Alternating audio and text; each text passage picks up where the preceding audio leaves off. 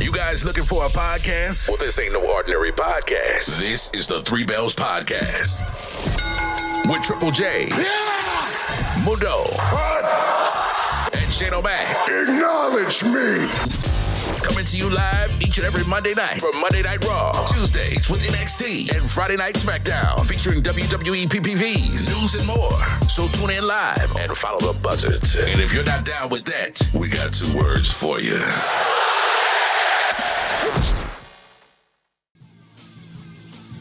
Hey, guess what? The Three Bells Podcast Friday Night SmackDown recap is moving. Beginning Friday, July 19th, the new home of the Friday Night SmackDown recap will be aired live on YouTube and Facebook. Just go on the Three Bells Podcast Facebook or YouTube page and click the live link to join in on the action. Here comes the money. Here we go. What's good, everybody? What's going on, everyone? We finally made it. It's another awesome week. It's another good week because you're all here. And it's Monday Night Raw. So good to have all of you here as we talk about Raw, as we talk about a special appearance and much more. What's good, everybody? It's me, your homie Shane O'Mac, coming to you live from the East New York section of the Three Bells Podcast table. Of course, you know I'm not here alone. I'm joined here by our Google homie, the homie that knows the most. Yep, he's here. It's Triple J. What's going on, Triple? Yeah, it's your boy, Main Event, Triple J, now live here on Stereo. Shane, we got a good episode tonight, bro. On the road to SummerSlam, this is it. I'm ready, bro. If you are, I am. Just get it. Shout out to LeVon and Pops out there. Yes. Shout out to LeVon, which I would like for him to join the table. If you can be so kind, Triple J, to invite him to the table so that he could be our special guest for tonight. And shout out to DJ Young'Un. Hope all is good. Hope all is well with you and the family. And by the way, I want to take this time to give a special shout out to our homie, of course, the CEO, Mr. AKA Mr. Mundo. For if you notice that he is not at the table tonight because if you remember from Friday's show, he is taking a well-needed vacation. So right now, as we speak, he is somewhere out there in the ocean. He didn't want to be in Brooklyn or New York nor the United States. He said, I'm out, y'all. So shout out to Mundo and his entire family for hopefully they are safe and they having an awesome time in that boat. Stay away from that shrimp buffet, dude. You'll basically live there. There's some good shrimp over there. And look who has joined us, our special guest, sitting in our special guest seat for tonight. One of the top homies here at the Three Bells Podcast. It's LeJuan. What's up, LeJuan? How are you? Yo. What's up, fellas? The Prince of SmackDown, Friday Night SmackDown is invading Raw tonight. What's up? Yeah, we got SmackDown in the house, Triple J. No. But it's always good to see him. I'm sure he's Dez first, guys. So hey, what'd you say? What happened? I don't know, but he's probably more comfortable at the Raw. I said I was here with Dez first on Monday Night Raw. He's more comfortable on here. I'm comfortable on here. Is that what that is? You're more comfortable here? And you left Raw to go to SmackDown because Mundo left Raw to go to SmackDown. So as a tag team partner, it was only fitting for you to go to SmackDown. So there's no hate here or jealousy from, the people here at Raw. It's all love. You understand? And that's why we opened the table for you to join us tonight. See the love right there? We could have been shady and said, no, keep your ass over there on Friday. Today is Monday. That's what I thought was going to happen based off of how shit went Friday night. But you was like, what? The only time you just said, you just doing the invites on your own. Oh fuck! I said the wrong shit. Right. No, I only said that because the host of Tuesday was like, oh, yeah, sure, you can come to, Monday night. Excuse me? Hey, listen, I made sure the host on Tuesday, I made sure that he asked the host on Monday, was it sure? I made sure. Well, we appreciate that. We appreciate the fact that you're available because we know that you're a very busy man and you're making the time out to join us tonight and to discuss. Look at that. Now I almost forgot what show I'm on.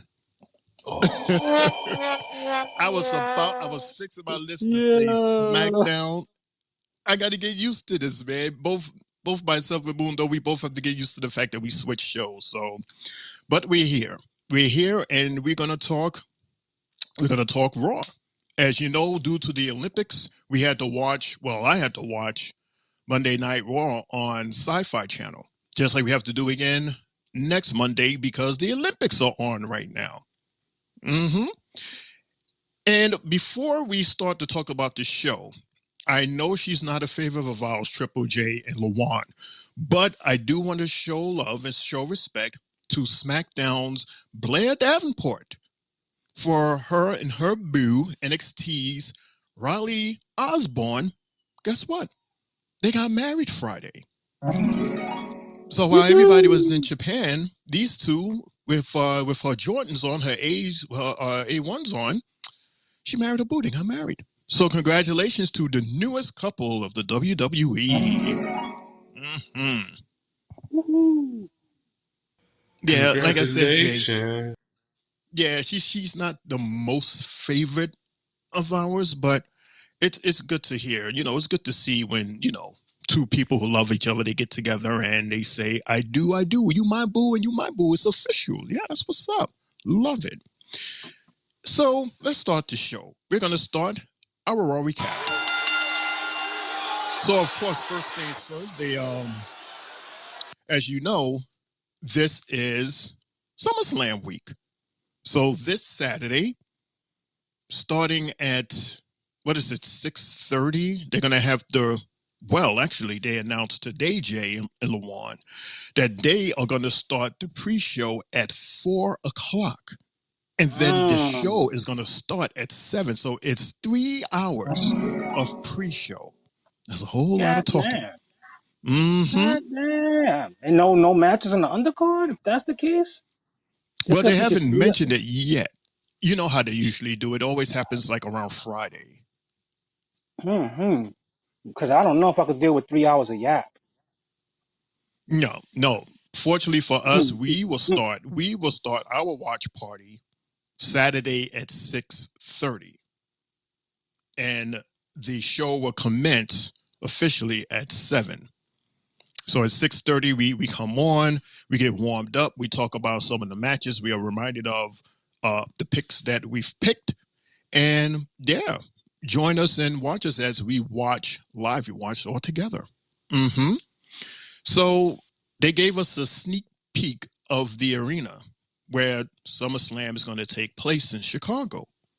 Okay, cool. Like just a little tiny peek. And then we were in the loading dock and backstage, Lawan, as we were saying hi to Gunther and Finn and JD and the Alpha Academy. They came to say hi off the elevator, and Chad and the Creed brothers, his newest posse.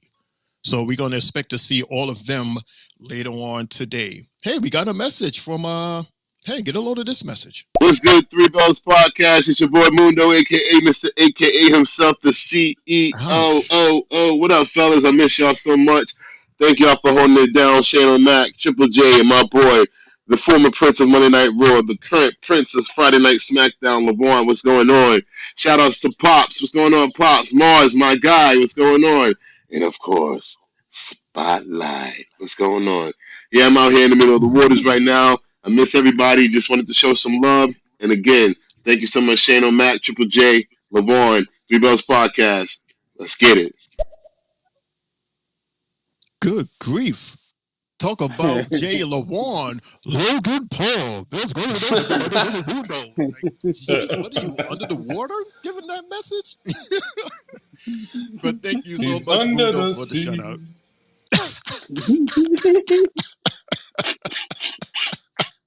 Oh God, not Under that the one. sea. There's under the sea. Oh, damn. Yeah.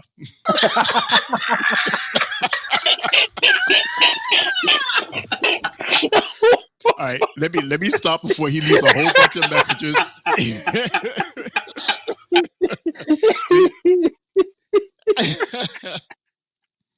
All right, I'm gonna calm myself down by playing. Oh shit! You see that, Mundo? LaWan is really enjoying that. You know he does that laugh. Oh shit! Here's you said her name and here she is. It's smart. I just got home, as you can tell, listen to that. Be quiet for a minute. Anyways, I wanted to say, hey, it is the Three Bells Podcast, Monday Night Raw. What's up? Des, down here in the listeners. Hello. Shout out to Triple J and Shane O'Mac. What's up? Get your ring. I am LaWan. I'm listening, guys. That cat is hollering. I can't heat. Oh man! Shout out to Spotlight. Well, since Mundo isn't here, Jay and LaWan, I guess I have to do it. Shout out to Spotlight. Oh, Paul is well. Ruby dooby doo. The kitty cat. Shout out to the kitty cat. Meow, meow, meow, meow, meow. Purr to you, kitty cat. And Spotlight. Two of my favorites. Hope you're doing all right. Yeah, that's, ladies and gentlemen, that was a little audio clip from Mr. Mundo.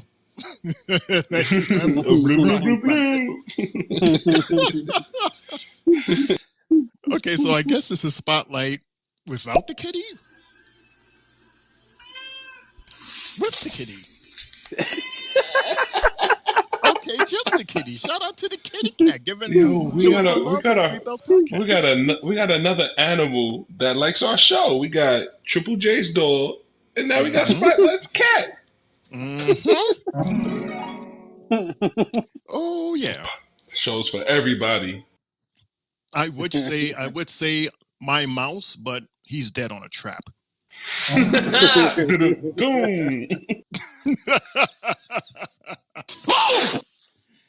I'm just kidding. There's no dead animals in here.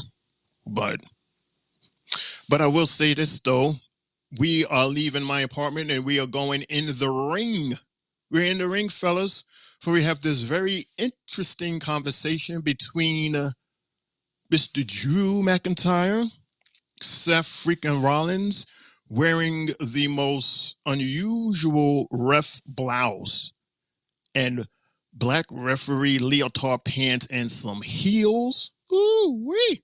Honey child, him and them heels. Mm-hmm. And then, of course, the man whose name Drew can't stand, CM Punk. Fellas, let's hit the ring. All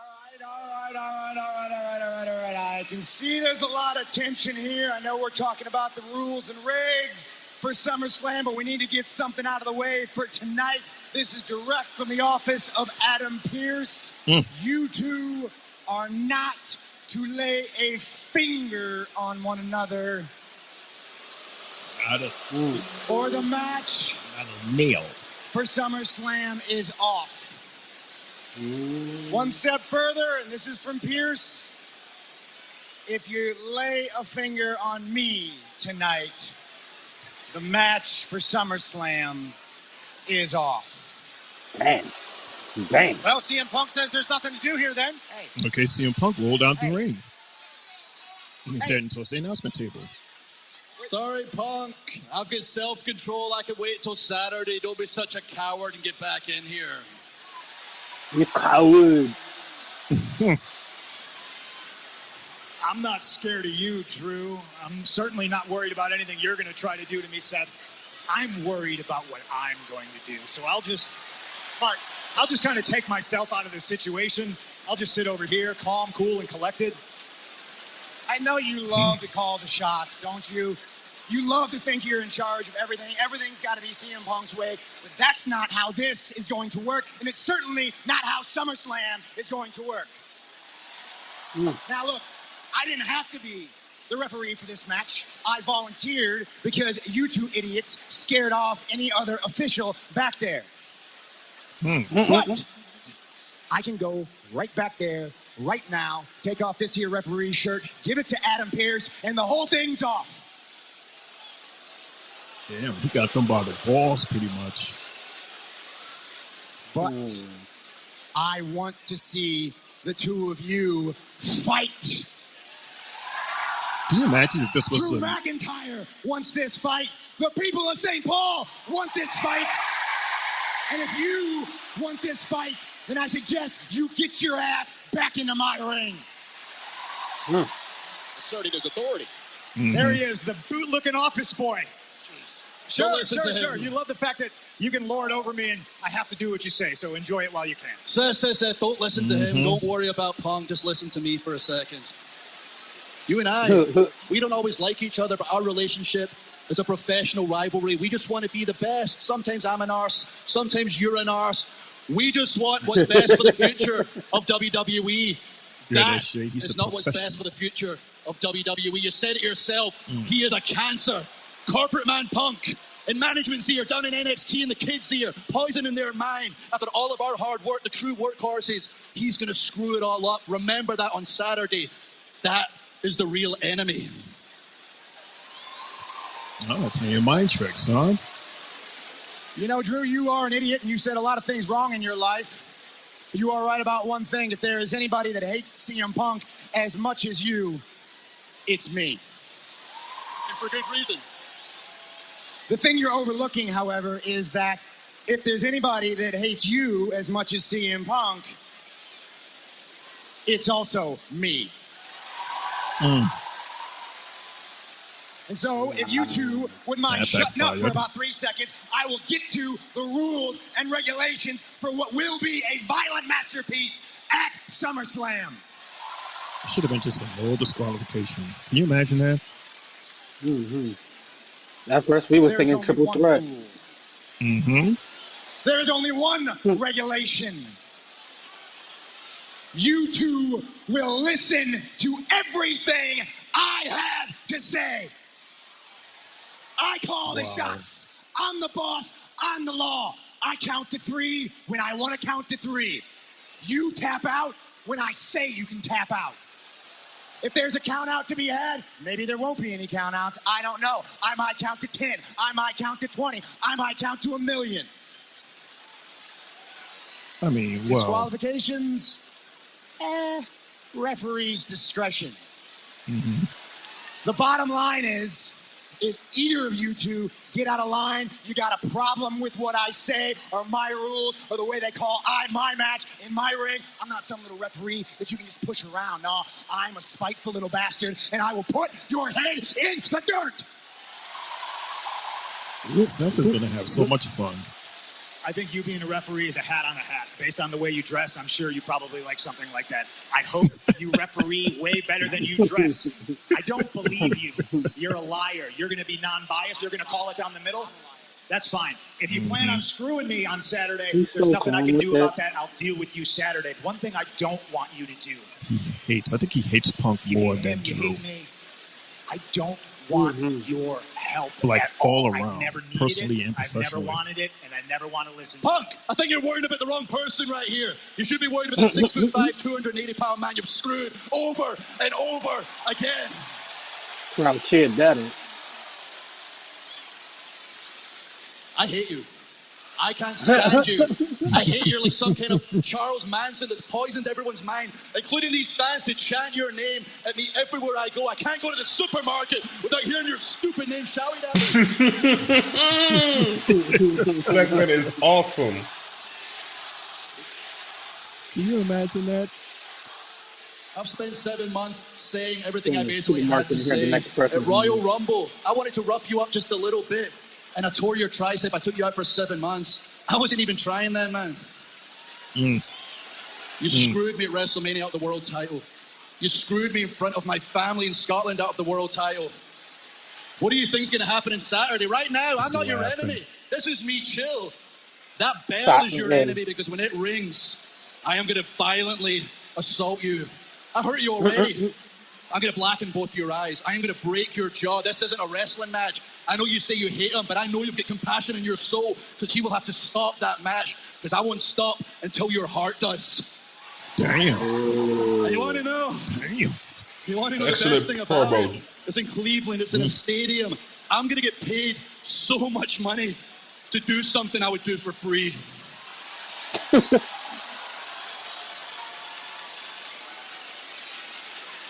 Wow.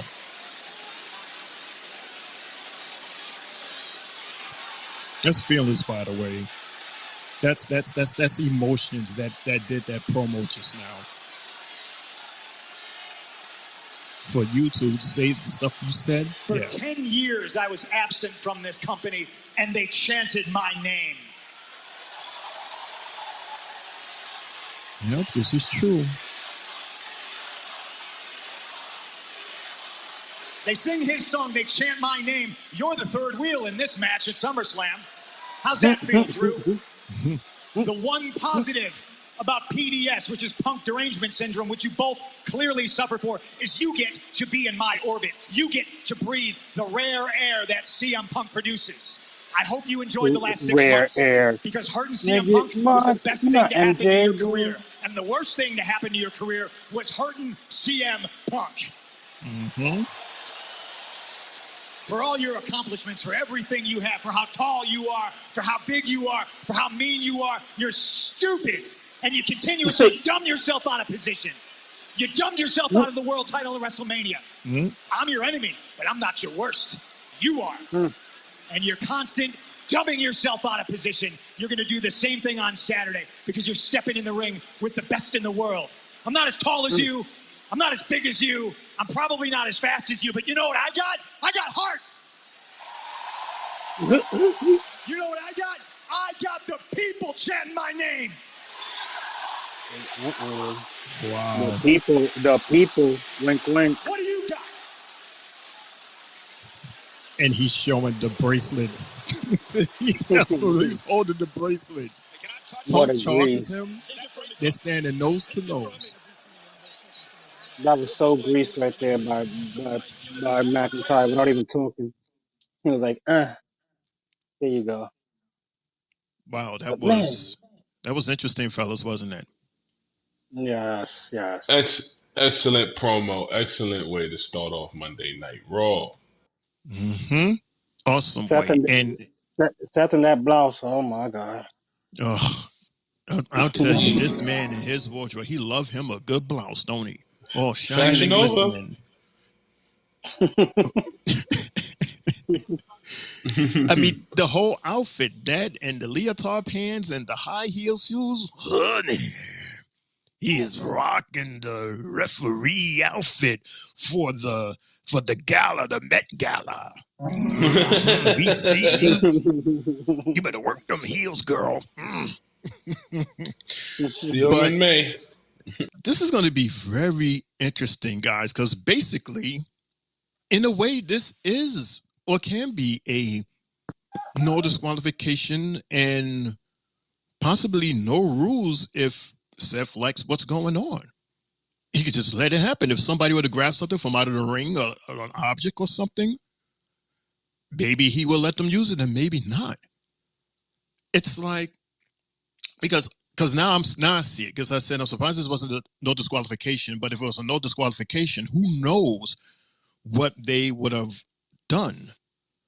As opposed to Seth, maybe Seth will send little boundaries or I don't know. It should be very interesting. And I see that it will be feelings versus uh how can we say it, Jay? Because like he said, he hasn't had a match here in like 10 years.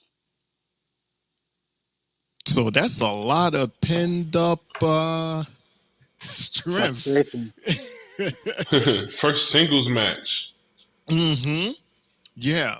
And if Punk was smart, he would definitely take advantage of Drew and his feelings.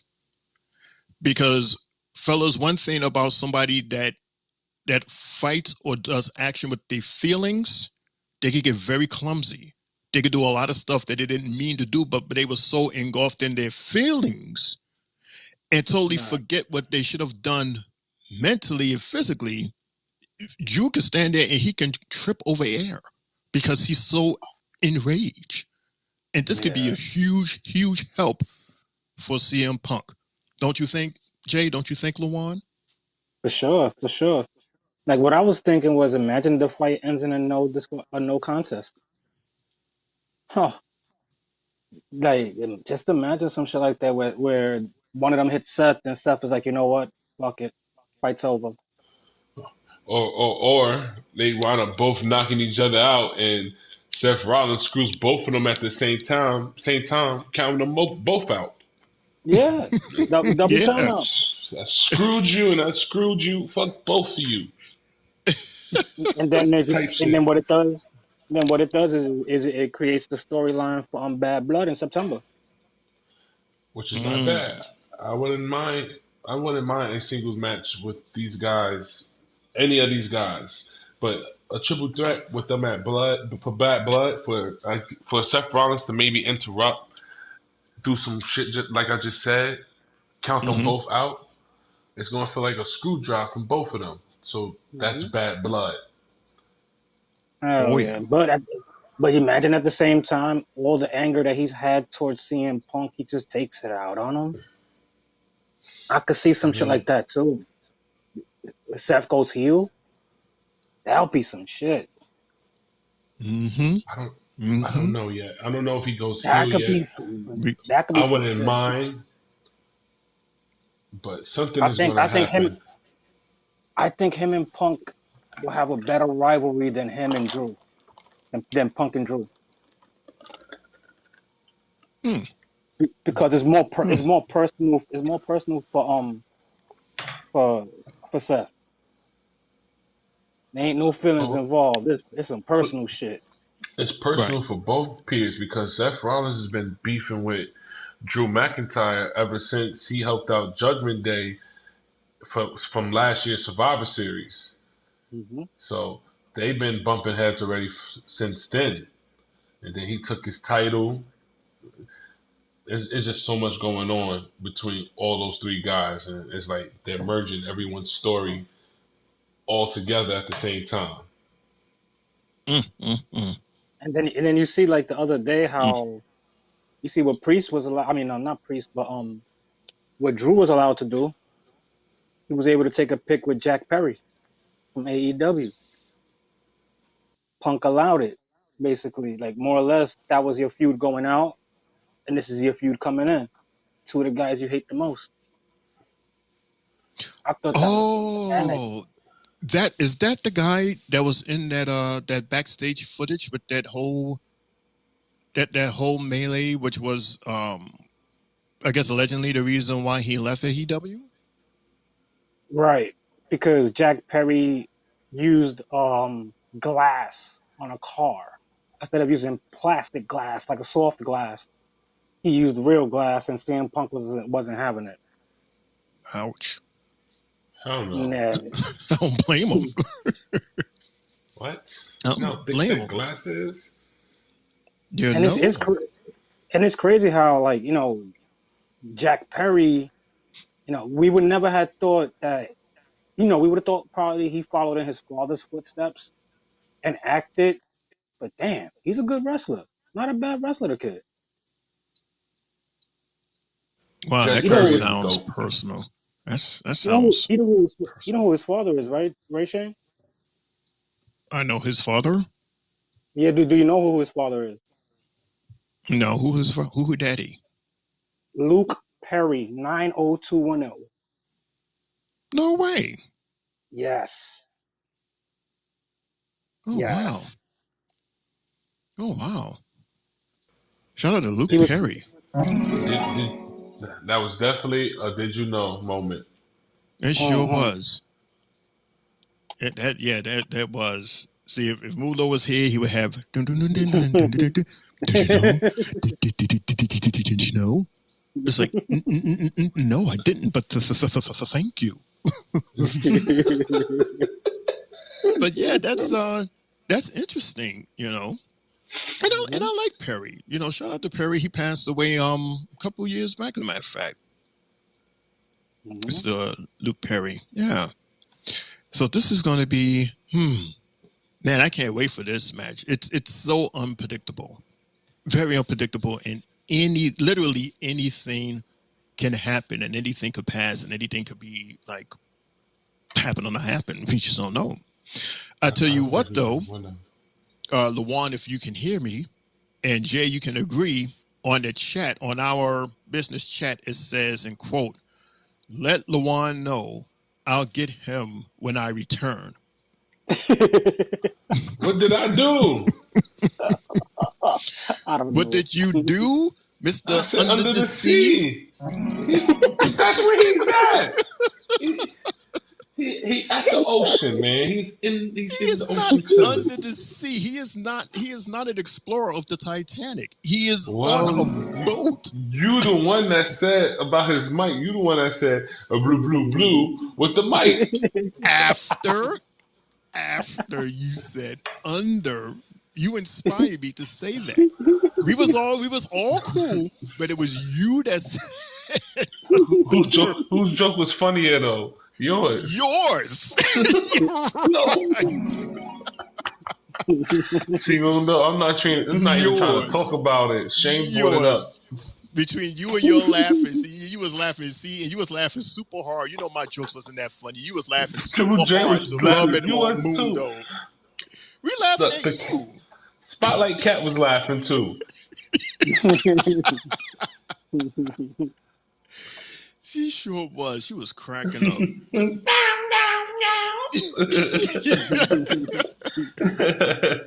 In the water. Is that how a cat will laugh if we can hear a cat laugh? All right. Woosai. Yo, Woosai. before we continue, I just want Mm-hmm. to let everyone know that last Monday night episode is on Spotify. Last episode of Monday Night Raw is officially on Spotify. So there are 2 episodes now on Spotify of the Three Bells podcast. Woo-hoo. And more to come throughout the week. Thank you, Lawan. Thank you so much, man, for doing that. We really appreciate you. Mm-hmm. You know who else might appreciate us? I don't know, but we have to go inside the Judgment Day Clubhouse for remember what had happened last week, fellas, when Dirty Dom was like, I hate you, and had her crying and walk away? And you remember what I said? I said, hell have no fury than a scorned woman. Keep that in mind as we go into the Judgment Day's Clubhouse.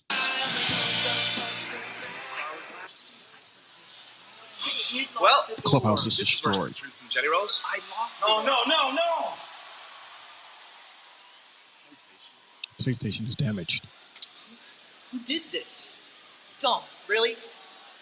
Read the writing on the walls, dude. Who do you think did this?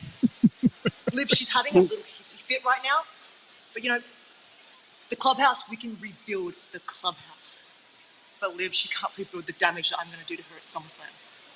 Not after this. She stepped over the line way too far. We're getting a new PlayStation, right? Not the time.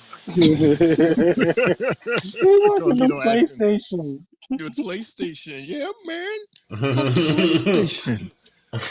We get upset about that. Mm-hmm. But I wonder, what's more important, Jay and LeBron, a PlayStation or busting down that L after a long day? Damn. That's a tough That choice, huh? PlayStation. PSI. Really? I gotta take the PlayStation. The PlayStation, man. Really? Yes, it is. That PlayStation do everything now. You can listen to music, you can watch movies, video games. They do so much stuff with that PlayStation. Before, you was able to watch cable off of it. Really? Wow. I have a feeling PlayStation View. that if you go to the right website, that it will actually immense some scent. Yeah. I think it's just gonna be like that all around type of thing where it just blesses you whatever it is that you need done. Whatever. Wink. Anyway. Like wink. Wink. Because I know some of our listeners, y'all like to think that way. Wink. So hey, if you want to, maybe they will have that special quote unquote PlayStation Pro for you. I wonder who Shay's talking about. Who am I talking about? I'm talking about whoever it is that's receiving what I'm saying. It could be anybody. Just like we are about to go in the ring and receive this match, fellas. The first match is a tag. I want to say something real quick, Shane. Hit it. So during that locker room segment, did you notice anything that was torn up in that locker room segment? Torn up? Did you notice what was destroyed in the Judgment Day's locker room? I didn't see anything torn up. I know the TV was broke. I know there was writing on the couch. There was writing on the picture. Everybody else's face was crossed out except for Finn Balor's. Oh, is that right? It's been happening, just like my man Mundo said before. This has been happening for 2 years, and I feel like before Liv Morgan got hurt, their plan was to take the Judgment Day out with AJ Styles. Liv Morgan got hurt. Finn Balor joined the Judgment Day to be like a person to see how these guys move, get to know them a lot better, and then Liv Morgan came back. Now the plan is back intact to take them out. Just Finn Balor knows a little bit more information on how to take them down now. So we already see it with him stealing the room key, her getting out the car, even celebrating a championship win when they won the tag titles, and them raising their titles together at the end. So I think the proof is in the pudding with them too. Wow. We gotta keep that in mind, Jay, because that's very good. That's good. I didn't notice that part, and I should have, because that was the opening shot actually, and I saw the writing on the poster. Didn't think that. Well, while we marinate on that thought, we're gonna go into our first match of the night. It's a tag team match, fellas. It's the Alpha Academy versus the Creed brothers. But before this match started, we're back in the Judgment Day clubhouse again. This time it's a conversation with Damian Priest and Finn. I feel like I should be out in your corner there tonight. No. You need to save yourself for SummerSlam. Look, Gunter, he didn't just insult you. He insulted everyone in here, all right? So when you guys fix up the clubhouse, I'll fix up Gunter. Alone. I trust you guys to take care of Sammy and Jay, yeah? Sammy and Jay, bro, we handled that. I feel like we're going backwards and we're dealing with issues that we don't need to. Bro, I've been saying this the whole time. Okay, well, listen, if you don't want to handle it, how about the other three do it? I'm gonna handle it right now. All right, are y'all okay? Well, how about this? How about Carlito? We start with Sami Zayn. You know what to do. Way ahead of you guys. I'm going to talk to Adam Pierce right now. Good call. Okay. Okay, a possible match for later on tonight, fellas. Because they are going to handle it, Jay. Just threw Lito in there, like the poor look on his face was like, oh, come on. For once, I Finn didn't Balor wants talk. to be the leader so bad. And it has to be handled. You got to handle business, y'all. Got to handle it. But Priest, but Priest and Rhea is right though. But why I keep on going backwards? Stop facing old foes. I know why they're going backwards.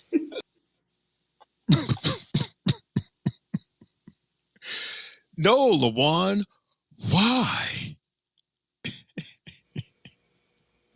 Well, we've been hearing a lot about Jay and Sammy together a lot, and their names been mentioning as them two together a lot. I think sooner or later these guys get a tag team opportunity between Finn Balor and McFish. Okay. Another thing that we can put in the back of our Rolex to remember. All right, so let's talk about this match. Triple J and Lawan, if you have any thoughts or opinions on this match. Match number 1. Jay and Lawan, or Lawan and Jay, or Shane and Shane. Nobody going once, going twice. Nobody talk about this match? Nope. Nope. Really? Wow. All right, well, I would say that the one thing that stood out for me, I mean, it was just a regular, tag team match. Everybody, do the thing that they do every week, with Odyssey doing the, the worm thing, and little Tozawa jumping off the ropes and landing on everybody and being thrown around because he's a little guy. So there's only so much he can do.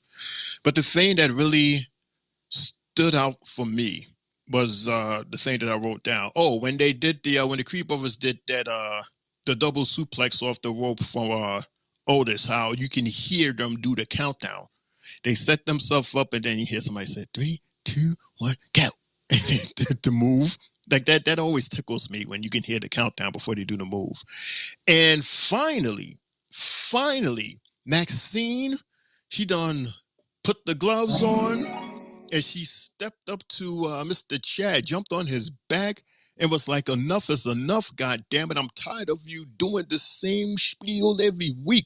She stood face to face with him, and she looked at him, and I said, do it. And she did it. She said, bow, slapped him right in the face. And then she was like, backing up to the corner. Chad was following her. And we was like, what is he going to do? Is he going to grab her and slam her? But then, no. What happens? The light starts to go out, Jay. And we all know what happens when the light starts to go out when Chad is in the ring, right, Lawan? This is the sign that the Wyatt Six are coming out. That's right, everybody. The Wyatt Six came out. And this time, 3 of them came to the ring, and they took off their masks. Jay, you remember who the 3 members were who stood there and took their masks off? Jay? Lawan? Jay. I know one is Dexter Loomis. Wake up, Jay! I guess he stepped away. He'll probably be back. But did you see that? Did you see that part where they took their mask off?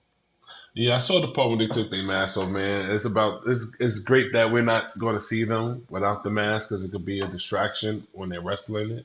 So them taking their masks off and revealing their faces, it's great. Mm-hmm. And also, I thought Ivy Now was going to come out and beat up Max what's her name?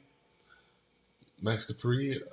You can walk Maxine? me if Maxine. Yep, Maxine. Mm-hmm. I thought Ivy Now was going to come out, but I think eventually she'll join the Creed brothers and my man and they will all be in a three little trio thing going against each other sooner or later. Chad Gable and the Creed brothers.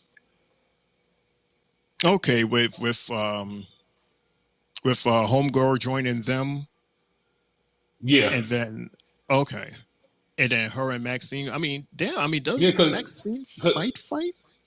I mean, she don't fight, but I mean, they can't. They're not going to touch her unless a female joins them. Ivy now is already with the Creed brothers. It makes sense to put them there, and then then you got the White Six. They got a female with them. Who's gonna beat the female up from that team or attack them? Ivy now. Oh, you don't want to put Ivy against no Maxine. She would destroy her. You know Oh, how I'm not talking strong that about little woman Maxine. is? I'm talking about Sister Abigail, supposedly. Oh, oh, yeah. That's gonna be interesting because she crazy. She She is. crazy, and who knows what new maneuvers that she's going to present, being that she's this darker character than her last character. Mm-hmm. Because we saw some new moves from these guys at Y6, and we was like, damn, like it was brutal what they were doing to the Creed brothers. Mm-hmm. And of course, instead of Chad helping them out, Lawan, Chad was like, he was running away. He went towards the ramp and was walking towards the back. And just as he got, yeah, he was like, I'm out. He was like, I'm out. But before he managed to get towards the end, good old Uncle Howdy came out, standing there laughing. It was like, what you gonna do? So Chad ran around to the other side. He said, screw this. He said, not tonight. I can hear the cartoon, when you hear them running, they be like, pew! I can see Chad Gable doing that type of run when he saw Uncle Howdy. He saw Uncle Howdy, man. He was out. And the camera was zoomed to Uncle Howdy, he was just standing there laughing, just laughing. And I said, wow. I said, I wonder if this is going to lead to a match. I think that answer is going to be said, or that question rather is going to be answered later on tonight. Yeah. But since you're with me, Lawan, and you only is with me, guess what? We're going back to the Judgment Day Clubhouse. What is with this Judgment Day Clubhouse? This is the third time going here already. All right, let's see what's going on. Thought you meant that. I thought, you could. He's supposed to love me about getting about Sami Zayn. Okay, yeah, Dom can handle Sami Zayn, okay? Yeah, and now that you're free tonight, you can personally take care of Jey Uso, right? I mean, I need to get my baby oil, but I mean, Look, this is your mess. It's time to clean it up. Get your baby oil? Good. And Carlito, you handle Jay alone. Solito. It's not.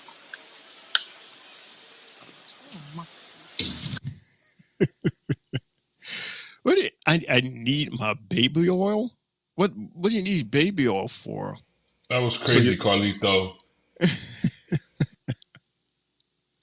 I mean, I know the saying with the Vaseline. I know, like, for some reason, butter. Or cocoa, yeah, like, I guess so they don't get their faces scratched or whatever. Yeah. That's old method. That's old school though.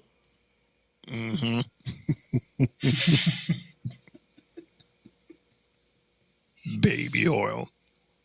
That was crazy.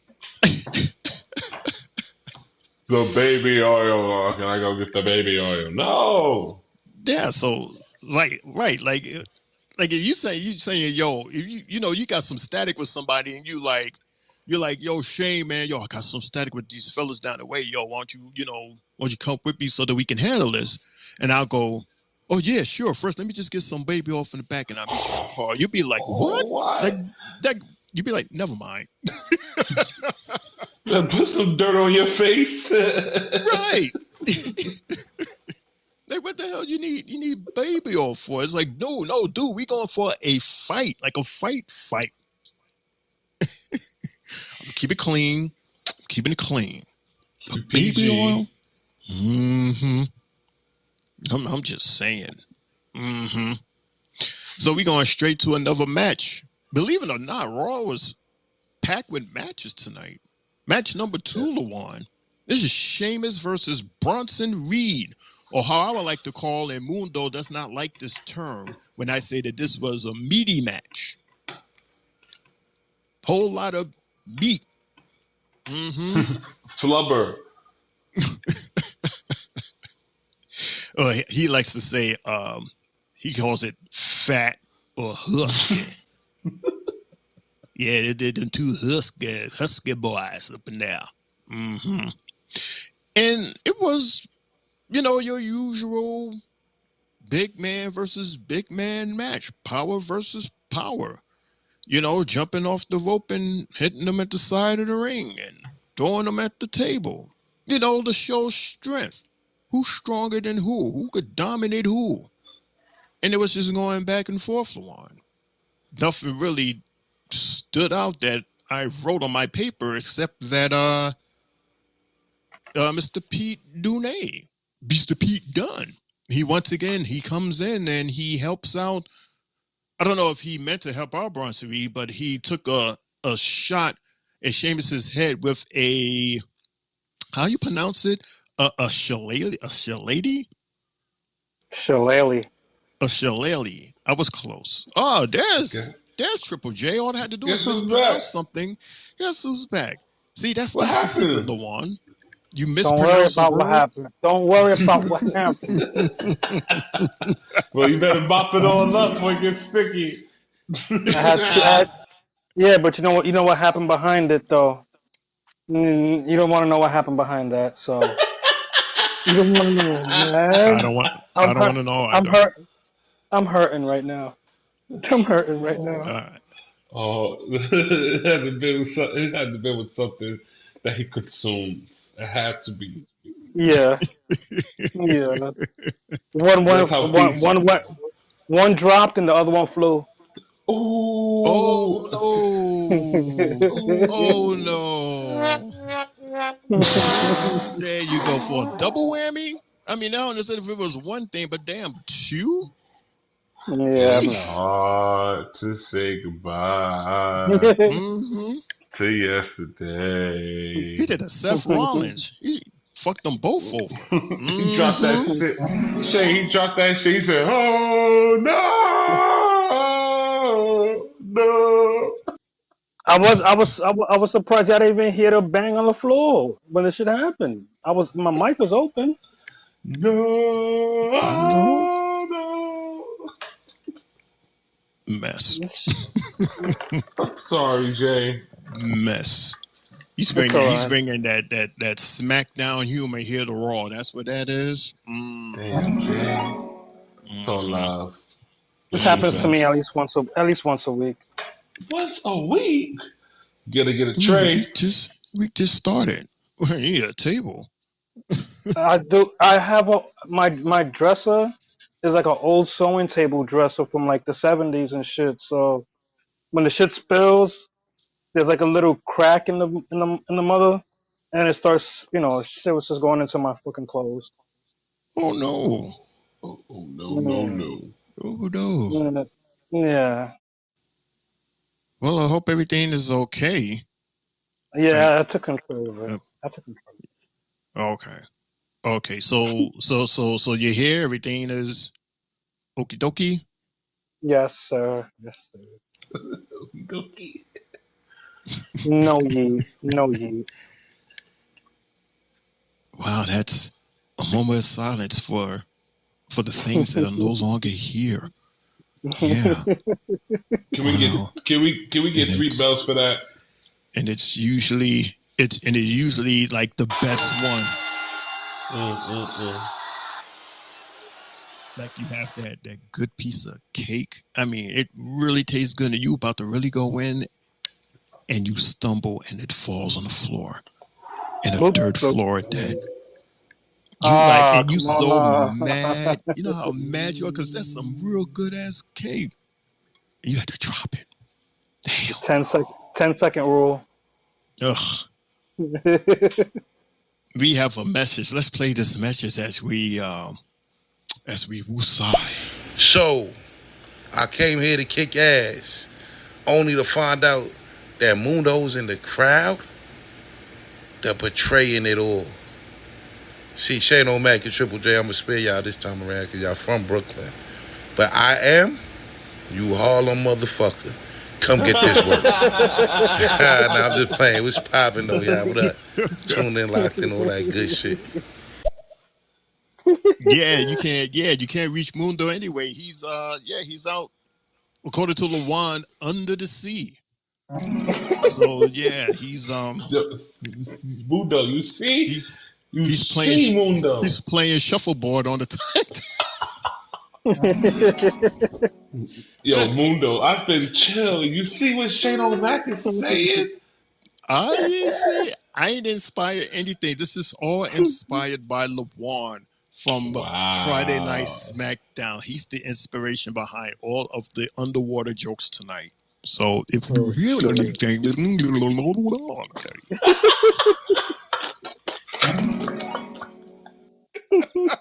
okay, I'm gonna stop. Because if we keep going, Mundo's gonna say, you know what, F this. He's gonna dry up. He's gonna go upstairs and he's gonna come into the chat and curse us out. He'll bring back Death Taker, and I'm gonna be like, oh damn, there's the show. All right, so Jay, we were talking about match number 2 with Sheamus versus Bronson Reed. And I was mentioning how Pete Dunne came out with the shalingy sticky thingy, and he attacked Sheamus after he just finished attacking Trick last week. Remember that? Yeah. That's what he's doing now. He's just going around and just sneak attacking people. This is a sneak attack little season he got going on. Yeah, he's creating a lot of rivalries. And at that on two shows, so you're like, oh shit. He's picking out his former friend and a new foe. Right. So this keeps him fresh. So I don't mind. I don't mind it. Same here. My bad. Go ahead. No, I was gonna say, and the good thing with him is, just like with Mishin and the OC, he gets to play in both playgrounds, and there's more airtime for him, even if it's for a couple of minutes. I think that's pretty cool. Yeah, it also shows durability. So when they really need somebody to go hit the road or to be a fill-in, they know who to call.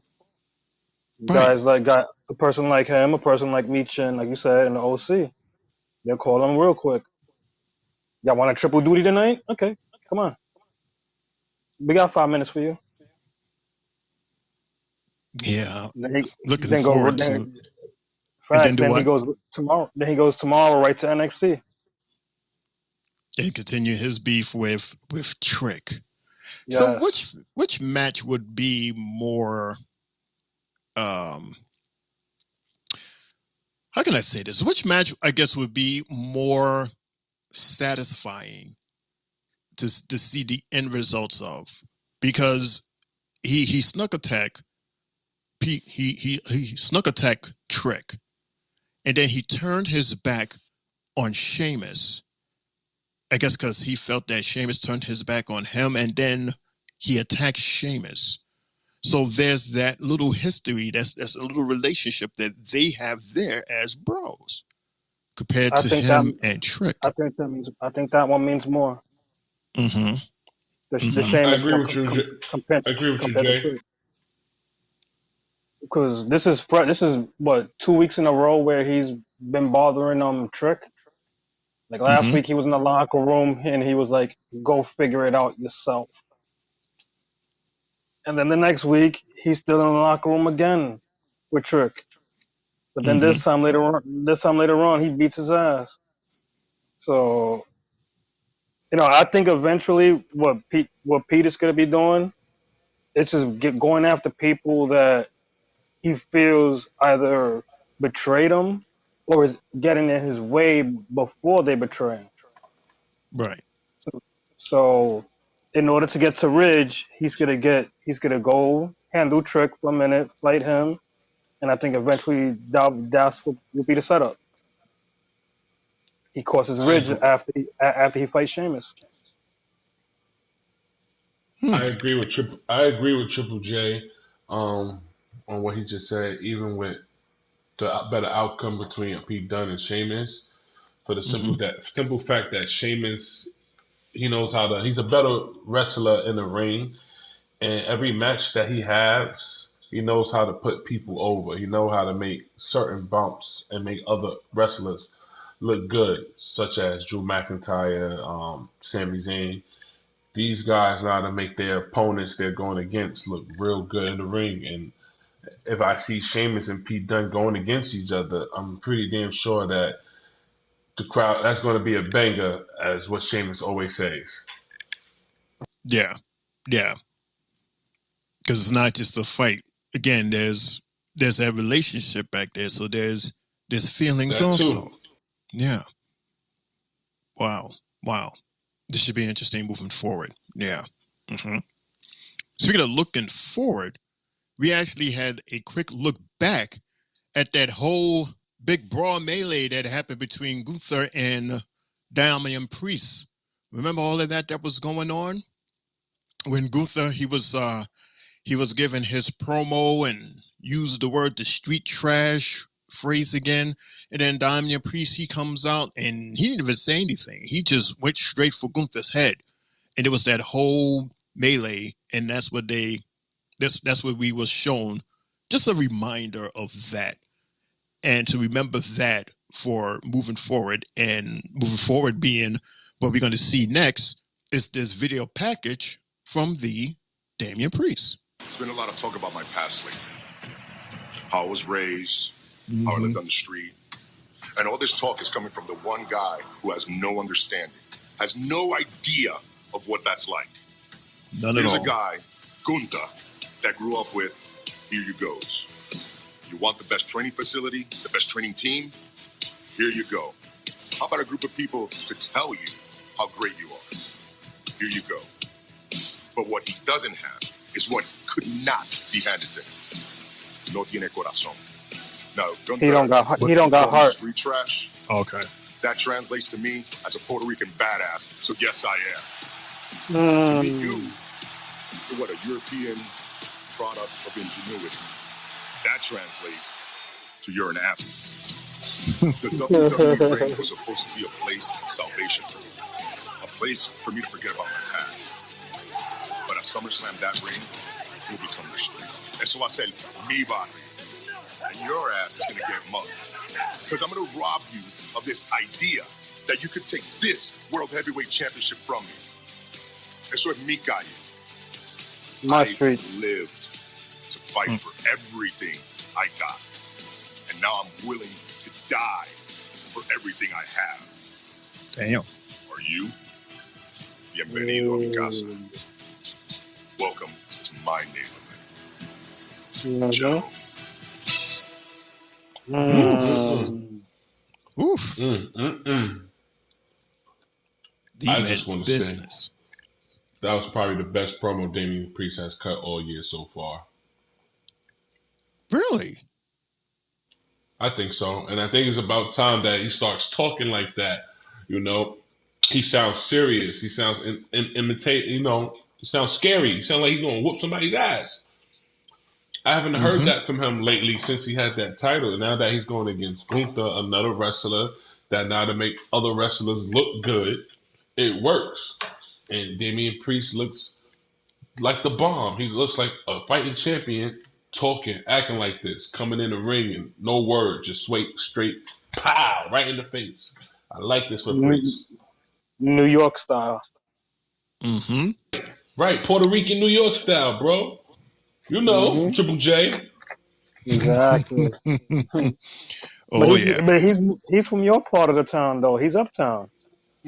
Still, New York City, bro. Puerto Rican. You know how they give it up out here in the city.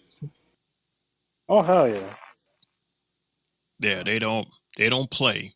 Definitely don't Mira, play. mira, mira, mira. Yeah, especially when they intertwine the Spanish with the English. Ah, shoot.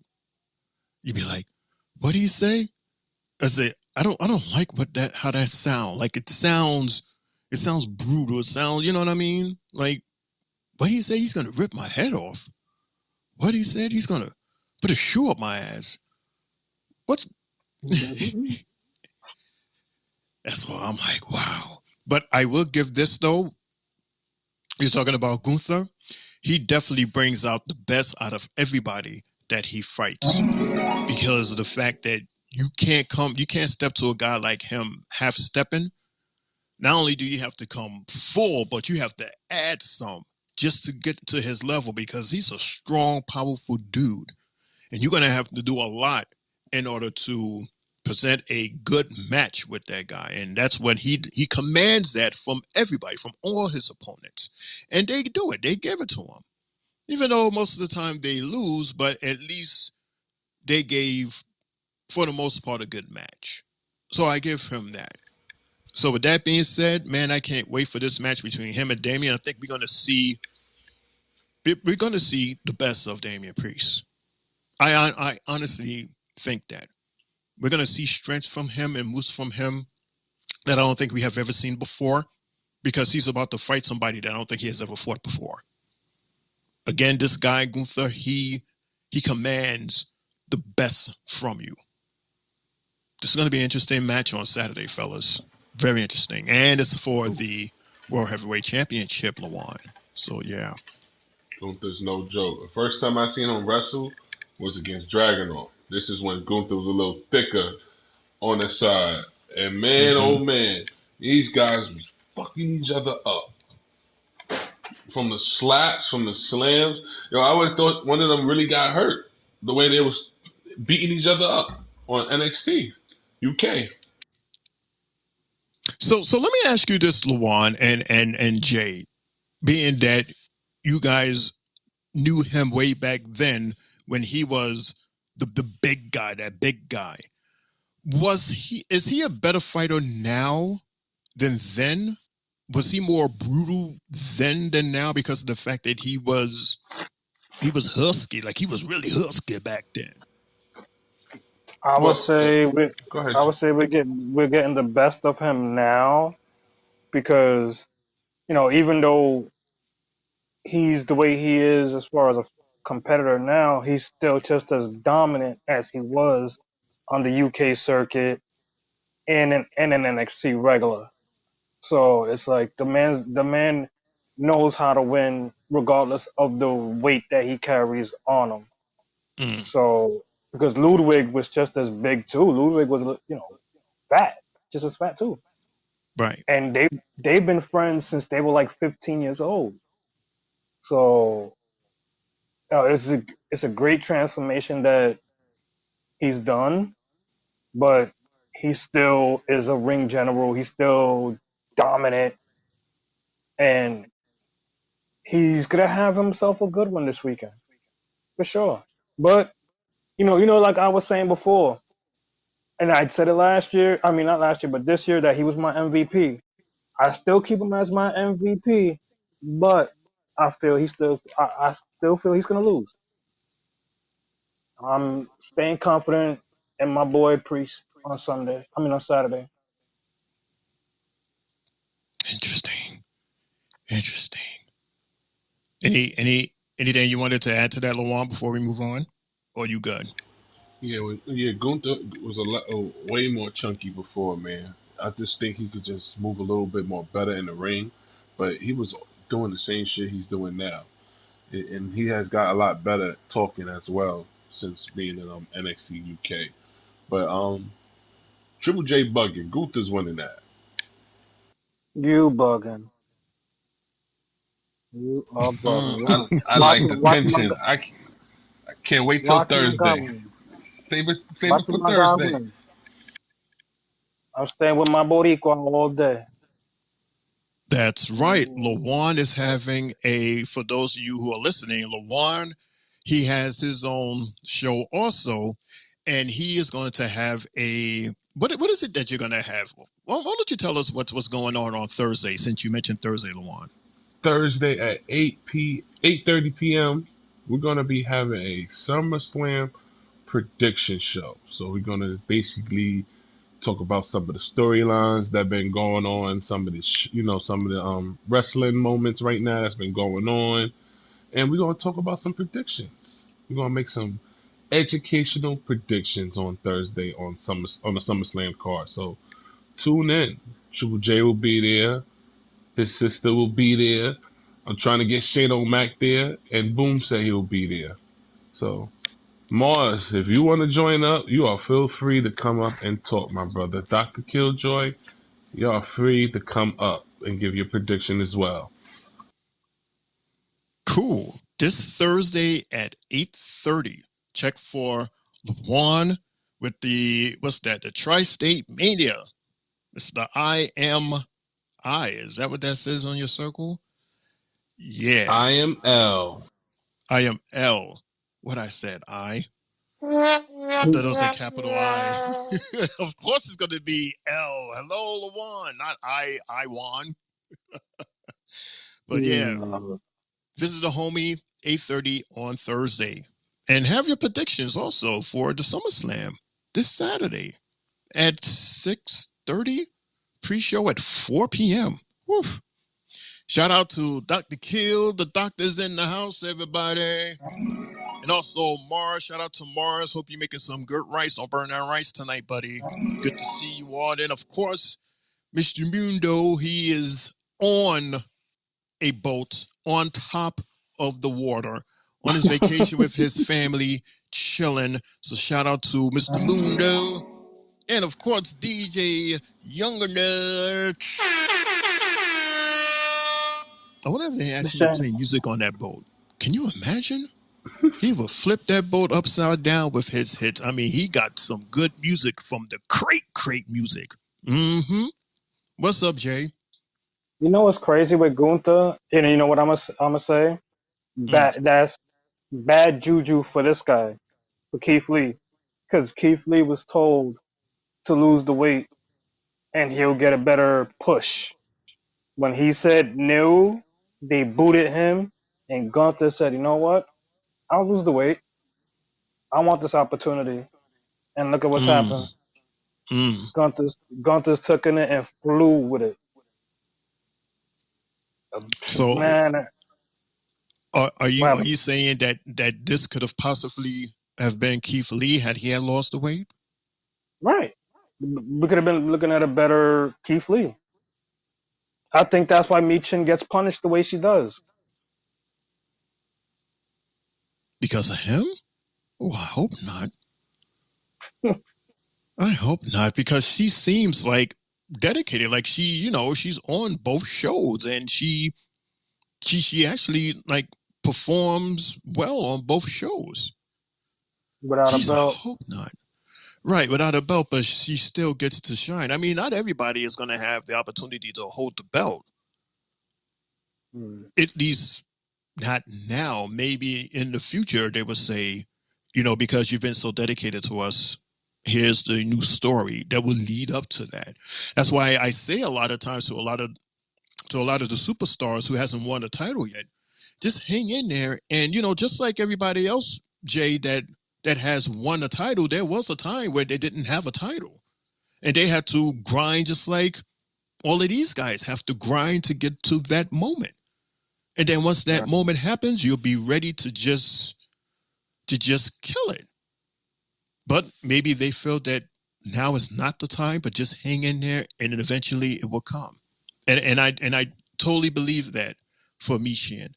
And it's unfortunate, and not to mention dumb and I hate to say that, because I really do like Keith Lee.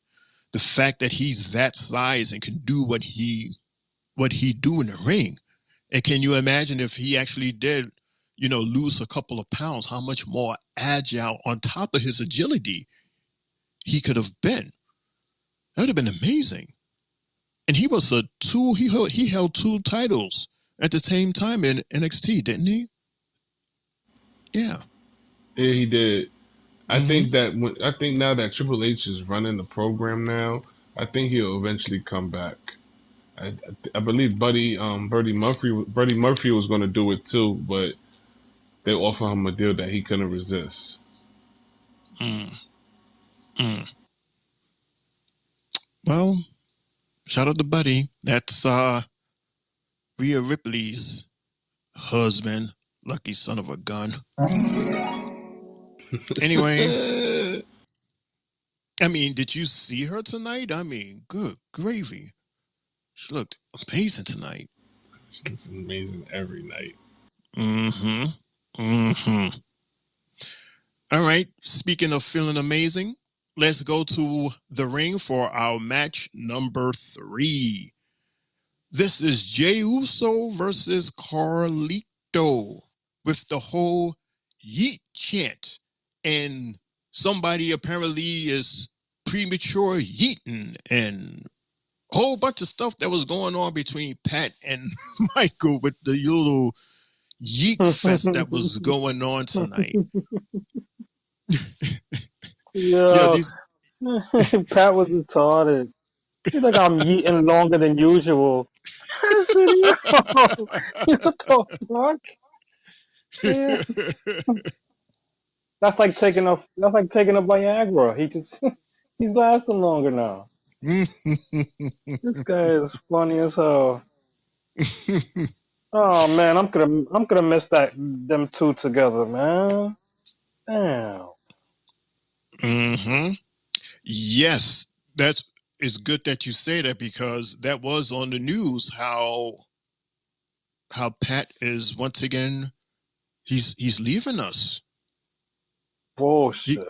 he's leaving Bullshit. us for his how you call it? College game day, bro. Yeah, yeah. Oh. His contracts with ESPN, he has to once again leave us to go to ESPN for the college thingy thing. So I guess that's where this other guy from ESPN comes in. What was his name? I don't know. Yeah, it's another broadcaster from ESPN that's supposed to come in. And I think he was initially supposed to join both Pat and Michael for Raw. And I guess to set that up for when it's time for Pat to leave. And I guess this Cole guy, is gonna. he would be like comfortable and more settled in. Cole is gonna So be so bored.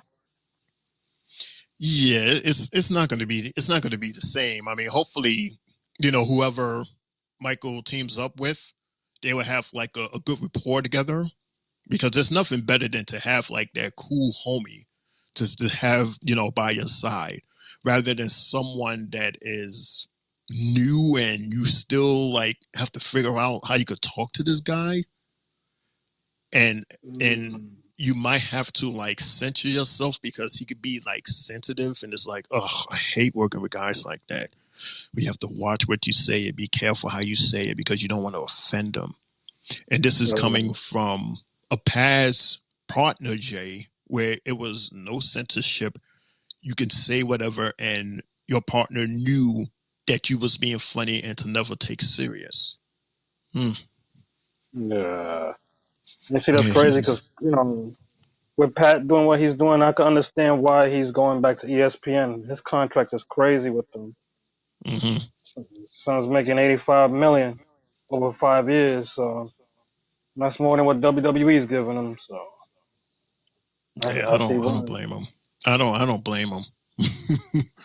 Not The one bit. doors always left wide open for him. So Yeah, that's a good thing. He's not burning no bridges or anything. It's just, the contract is he has to do it. It's, his contract and B, you go where the money is.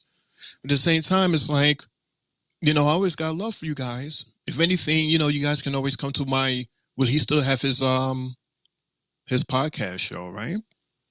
oh hell yeah, oh yeah. Yeah. Yeah.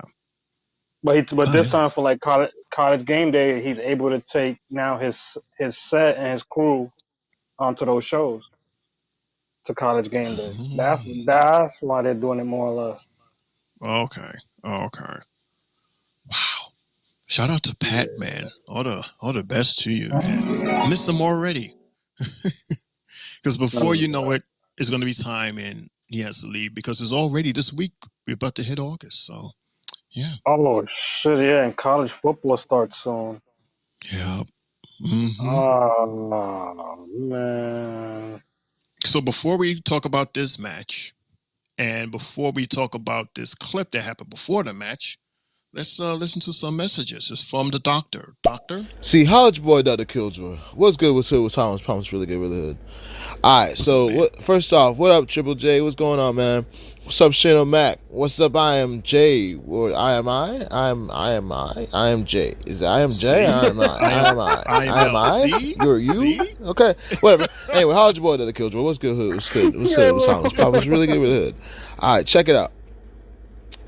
I believe that, first off, I know for a fact that Keith Lee has heart issues.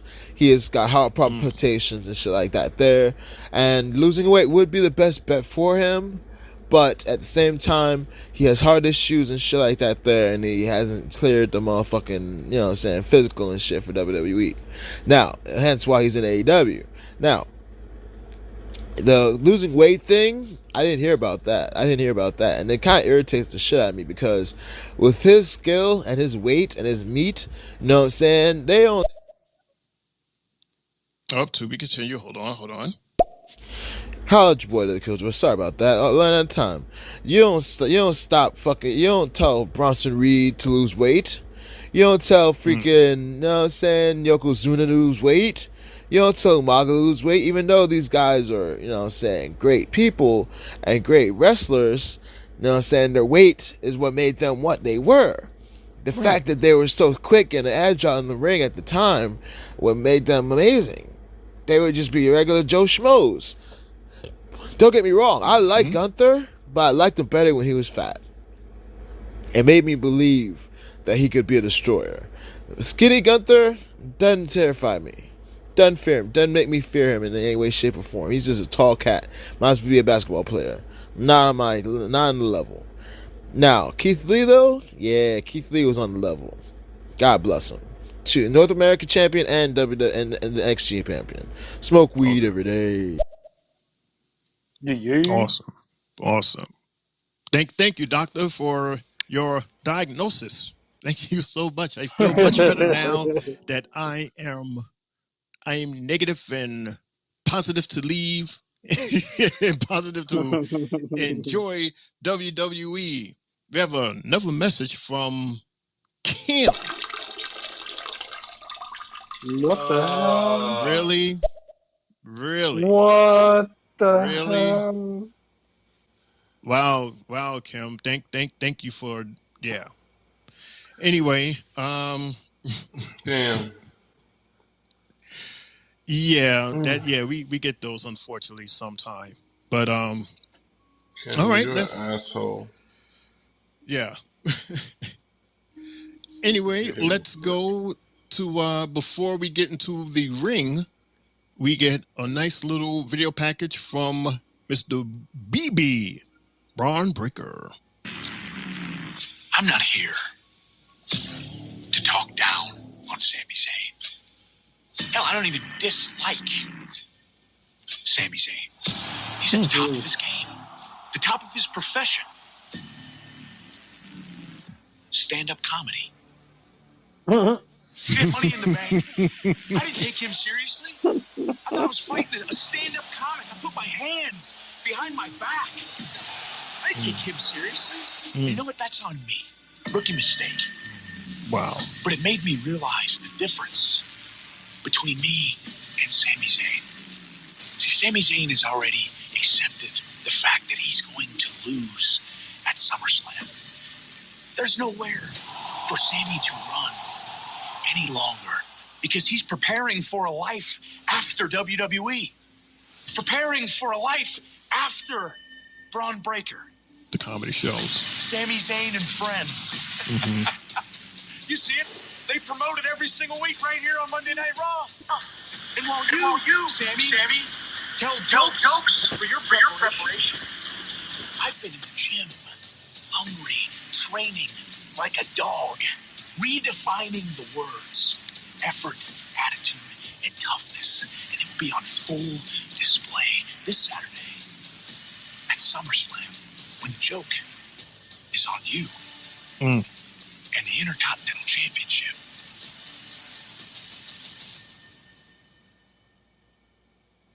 Will be on me. Damn. Effort, attitude, and toughness. Eat. He's gonna eat them. You know, not for nothing. I like how he admitted. I like how he admitted that he didn't take Sammy serious the last time. Rather than making a whole bunch of excuses, he just said, "You know what? That was my fault. But this time, I know better." So, Rookie mistake. Why would he not take Sammy serious? He's the IC champion. Right. But you know how it is with, the young rookies, especially someone like him with his build and his agility. He's like, yeah, I can mop this guy, across the floor with no hands, hands tied behind my back, and I can do it blindfolded. That was his attitude, and we saw what happened. Sammy took advantage of that, and he wound up winning. So now he's saying, this time, okay, my hands are free. I don't have the blinders on. I can see. I'm focused. I got my hands ready. Let's do this. So yeah, even though this is the breaker we should have seen the first time, but now he got his ego out of the way. We're gonna see the real BB, fellas. Oh yeah. So, Jay and Lawan, let's talk about match number 3: Jey Uso versus Carlito.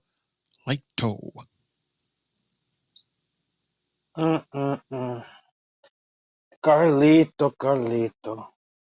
Man, as soon as that fight started, Jay hit him with the only super kick that left him stunned. He just fell right flat to the floor. I said, wow. Don't tell me he's gonna suffer a concussion off of some shit like this. But he rolled out. Jay suicide dived on him.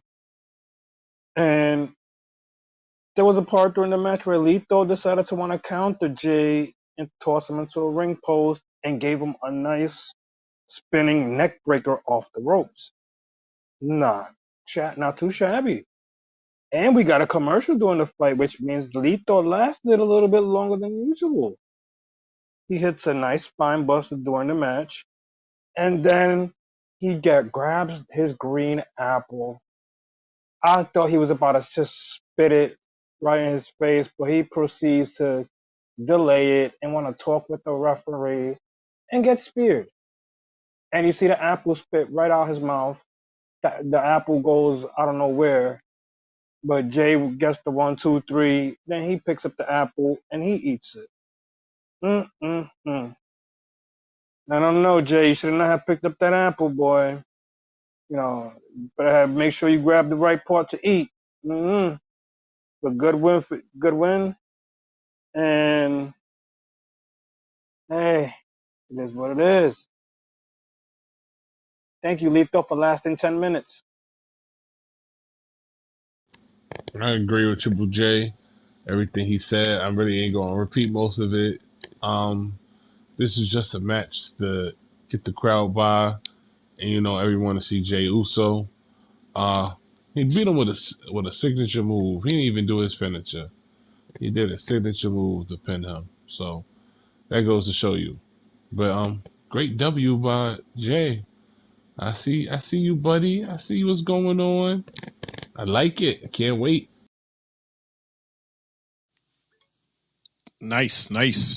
Before we move on to the interview with Jackie Redmond, let's play a couple of messages. The doctor. Now, see, that's the thing about the Intercontinental Championship that is kind of wonky. See, you don't have to be the baddest of the baddest of the best to win with the Intercontinental Championship or the U.S. Championship, honestly. Cause honestly, like, a lot of this, like, okay, let's be really real about it. Let's be really real about it, okay? Look at Honky Tonk Man. the second longest running Intercontinental Champion of all time. Right next to Gunther, of course. But the thing is that, like, back in the day, he was the longest reigning champion, and he wasn't shit. Honky Tonk wasn't shit. Let's be real, guys. Honky Tonk wasn't shit. But he still held that belt for like ever. Hitting people over the head with freaking guitars and such, not giving a damn, winning the matches. Now that's how Sami Zayn's doing it. He's over here winning matches. He's the face. He's the guy. He's the, you know what I'm saying? But believe, SummerSlam, Sammy's gonna.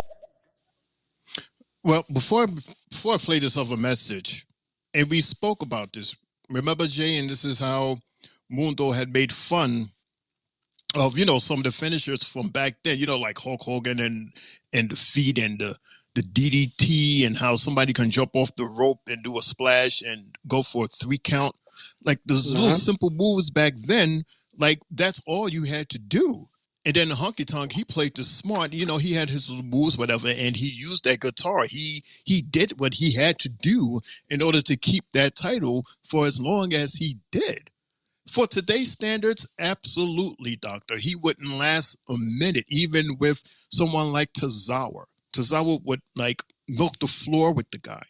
But for back then, he did exactly what he was supposed to do, and that's why he is the second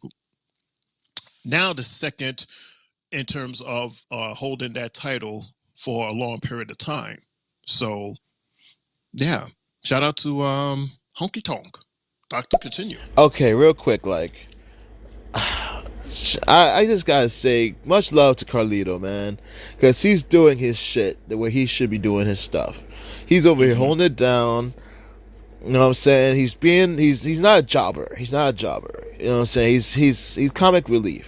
When that boy saw the PlayStation 5 all tore up from Liv, the heartbreak. I felt the heartbreak. I felt it. I felt it in my soul. Carlito felt it. I felt it for him. Well. God bless Carlito. You know what I'm saying? He got the spirit out of his guts tonight. God bless Carlito. College boy that kills or smoke weed every day. Yo, you know what my question is? We're seeing Carlito use the apple. When this Judgment Day faction breaks up, does he go back to his old gimmick? Spitting the apple in people's faces? One last Because time? it looked like that almost happened today, right? I Because he had was the apple. feeling it.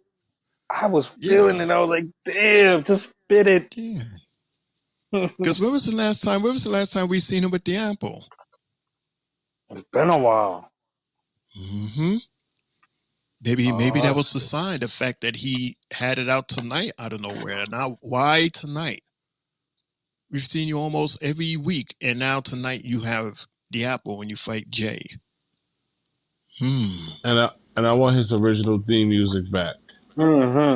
Yes. The one that got in trouble for last week. All of this new music stuff, I don't like it. I don't like it at all, especially with the fact that their old music was already the bomb. Why do you fix something that's not broken? I don't get that. I don't get it with him. I don't get it with Naomi. I don't get it with Sheamus. They were awesome songs, and as soon as that first beat dropped, we knew exactly who was coming out, and we got excited. Now you're playing this new music, we're like, who this? Oh, Naomi, because we got to look at the screen and see N-I-A. Oh, God. Yeah. Ugh. But yeah, hopefully we will get to see, the old Carlito. And he actually stuck it in there for longer than 27 seconds, Jay. Yeah. That's what I was saying. He got a commercial today. We got a lot of those today. Sheesh. Yeah. Who you telling? Eat apples, kids. You want to be strong and healthy like Carlito? Eat a green apple or a red apple. Get them Granny Smiths. Yep. Speaking of looking good, we have an interview. We got Miss Jackie Redmond. She's backstage in front of a fancy door. talking to the Zelina Vega. Well, thank you so much. I'm here with Zelina Vega, who's coming off an impressive victory last week over Zoe Stark, despite not being 100%, which begs the question, Zelina, how's the arm? It feels good. The arm feels good, but you know what? I know that I was lucky to have Kaden, Katana, and Lyra to have my back last week. Because we all know, Team Forehead, Shayna, Zoe, and Sonya, they had to stack the deck against me. Little old Team me, Forehead. right? Wow. I needed that. Because what was done to me created me. And it reminded me of who the hell I am. His Zelina Vega is a threat. And they know that. Uh-oh, Team Forehead. Yeah. I mean, last time I checked, it actually took 3 other women to beat me. Oh, interesting. But where are they now? Girls, why don't we show her where the thread is, huh? Go ahead. They get the swinging. They beat poor little Zelina. They turn her That ain't fair. around. They position her broken arm, and Shayna Not kicks it fair. against the door. Stop. Don't do that. Lawan, stop it. Tell him stop, Lawan. Your girl getting beat up, bro. Stop. Yeah, her arm is done. I mean, you guys could stand there and say, stop it right now. Shayna already did the damage with that kick. I wish I was there, man. I would have broke that up. Stop it right now. I said stop. Yeah, that's how you break up a fight between women. You're supposed to be touching. You're supposed to be touching the girls when they fight. You're supposed to let them fight. You can't touch them because then you wind up touching them inappropriately, and the next thing you know, the fight is with you and them because Lawan was being nasty. He was being fresh. I was fighting. The next thing you know, I looked down and somebody's hands was on my breast. Talking about he's trying to break up the fight. I'm gonna give him the Stone Cold treatment. What? You said I touched you? What? You said I did what? What? He's gonna get in trouble with Aleister Black. You gonna take me to HR? What? Yeah, Aleister Black will sure enough meet you in the parking lot. He'd be like, "That's him." Yeah, let me talk to you for a second. All right, so we are about halfway, so we're going to take a very quick commercial break, and we will be right back right after this. Hey, guess what? The Three Bells Podcast Friday Night SmackDown Recap is moving. Beginning Friday, July 19th, the new home of the Friday Night SmackDown Recap will be aired live on YouTube and Facebook. Just go on the Three Bells Podcast Facebook or YouTube page and click the live link to join in on the action. Welcome back, everybody, to the Three Bells Podcast, for we are talking Raw Recap today, Monday, July 29th, 2024, the last Monday of the month of July, and the Monday before the big SummerSlam. Happy SummerSlam week to everybody. As you can see, we are joined by Triple J and special guest, Mr. Lawan, coming to us from SmackDown. And you don't see Mundo because Mundo, he is on a boat in the middle of the ocean enjoying a well-needed vacation with himself and his family. So hope they're having a good time out there. And yeah, we're having a good time here talking Raw. And we're going to continue, for we have an interview. Kathy Kelly has The Miz with a very special announcement. Hit it. The Miz. That's right, Kathy. I will be hosting SummerSlam in my house of Cleveland, Ohio. What's up, dog?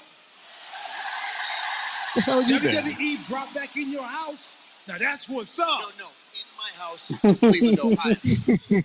I thought you lived in LA. I live in LA. I grew up in Cleveland.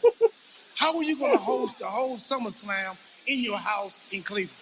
Not hosting SummerSlam. What you talking about, Millets? Hosting SummerSlam. Simple as that. I'm the host.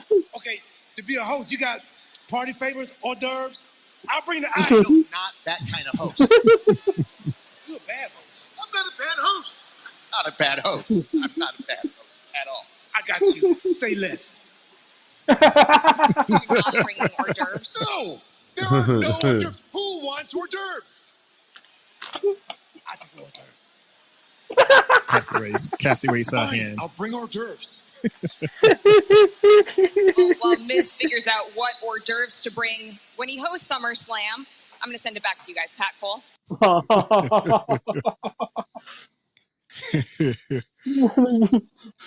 Yo, Truth is wild. Truth is crazy. First and foremost, shout out to The Miz for he is hosting the PLE SummerSlam. And shout out to R-Truth. We haven't seen him in a minute, fellas, haven't we? It was good to see him again. Oh, yeah. Yeah. Why do I have a feeling that it's not going to be just The Miz? It's going to be The Miz and R-Truth that's hosting. I wouldn't mind. It's going to be a funny night. It is going to be. It's going to be a fun night. It's going to be an interesting night. It's going to be a good night. It's going to be a good night. Don't disappoint me. They better not disappoint me. God damn it. I mean, this card is too awesome. Don't mess it up. That's all I'm saying. Speaking of, we are about to hit match number 4. This is Xavier Woods versus Mr. Inner Fan Karrion Kross from the Final Testament. Of course, they was there too, you know, his homegirl Scarlett and Herman Munster, Grandpa Munster, and the 2 guys that Triple J likes a lot, AOP. It was all out there on the side. But before the match started, Mr. Karrion Kross, he grabs a microphone and he says something. He's talking to Xavier while they're in the ring about to ring the bell and have the match. He says this. Now, I was just notified that Kofi Kingston re-injured his shoulder on the Japan tour, and that's why he's not here tonight. Oh, clumsy Smurf. Do you really believe Clumsy. that? Ugh. I think Kofi's skipped town for 2 reasons. One, because the whole world for once isn't revolving around him. It's revolving around you, and he can't stand that. And the other reason he skipped town is because, let's face it, nobody wants to be in this hellhole, Minnesota. Oh. Boom! Now I want to give you a way out of this beating because I still believe in you. I just have a couple things I want you to do for me tonight.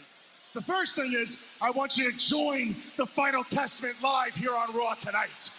Oh, really? Really? Don't listen to them. And the second thing I want you to do is I want you to tell the little kids at home watching that the power of positivity was always one big lie. Well, we see where they are now. And here's the last thing. And this one, it's not that big of a deal, but it's really important to me. I want you to tell that one-armed bastard, Kofi Kingston, that he should have retired after he lost the WWE title in just 6 seconds. Xavier Woods. And that's when Xavier caps him in his face. What are your thoughts in that little promo, Jay? I don't believe anything he's saying. He bad enough. Look at what he just did. He shaved his fucking face off. Oh my god, looks even worse. I don't believe anything that comes out of Karrion's face. I'm still asking Jay and Lawan, why does Karrion Kross care? Clueless. Is he doing all of this just so Xavier Woods can join Final Testament? And why him? What is so special about Xavier specifically that he is doing all this? That question still has not been answered, Lawan. So that's why I'm kind of like not buying the story because it doesn't make any sense to me. But I don't know. It doesn't make sense, but they got to do something extra for Raw, so I don't know where they're going with this. I mean, I just wish that they would have made sense. If it had made I agree. sense, then I think this would have been a better story and we would have cared more.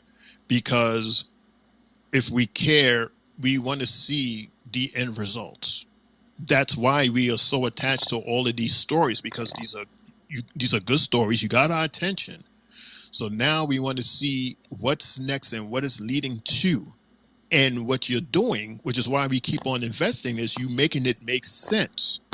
And you keeping it suspenseful for us to join in for the next week.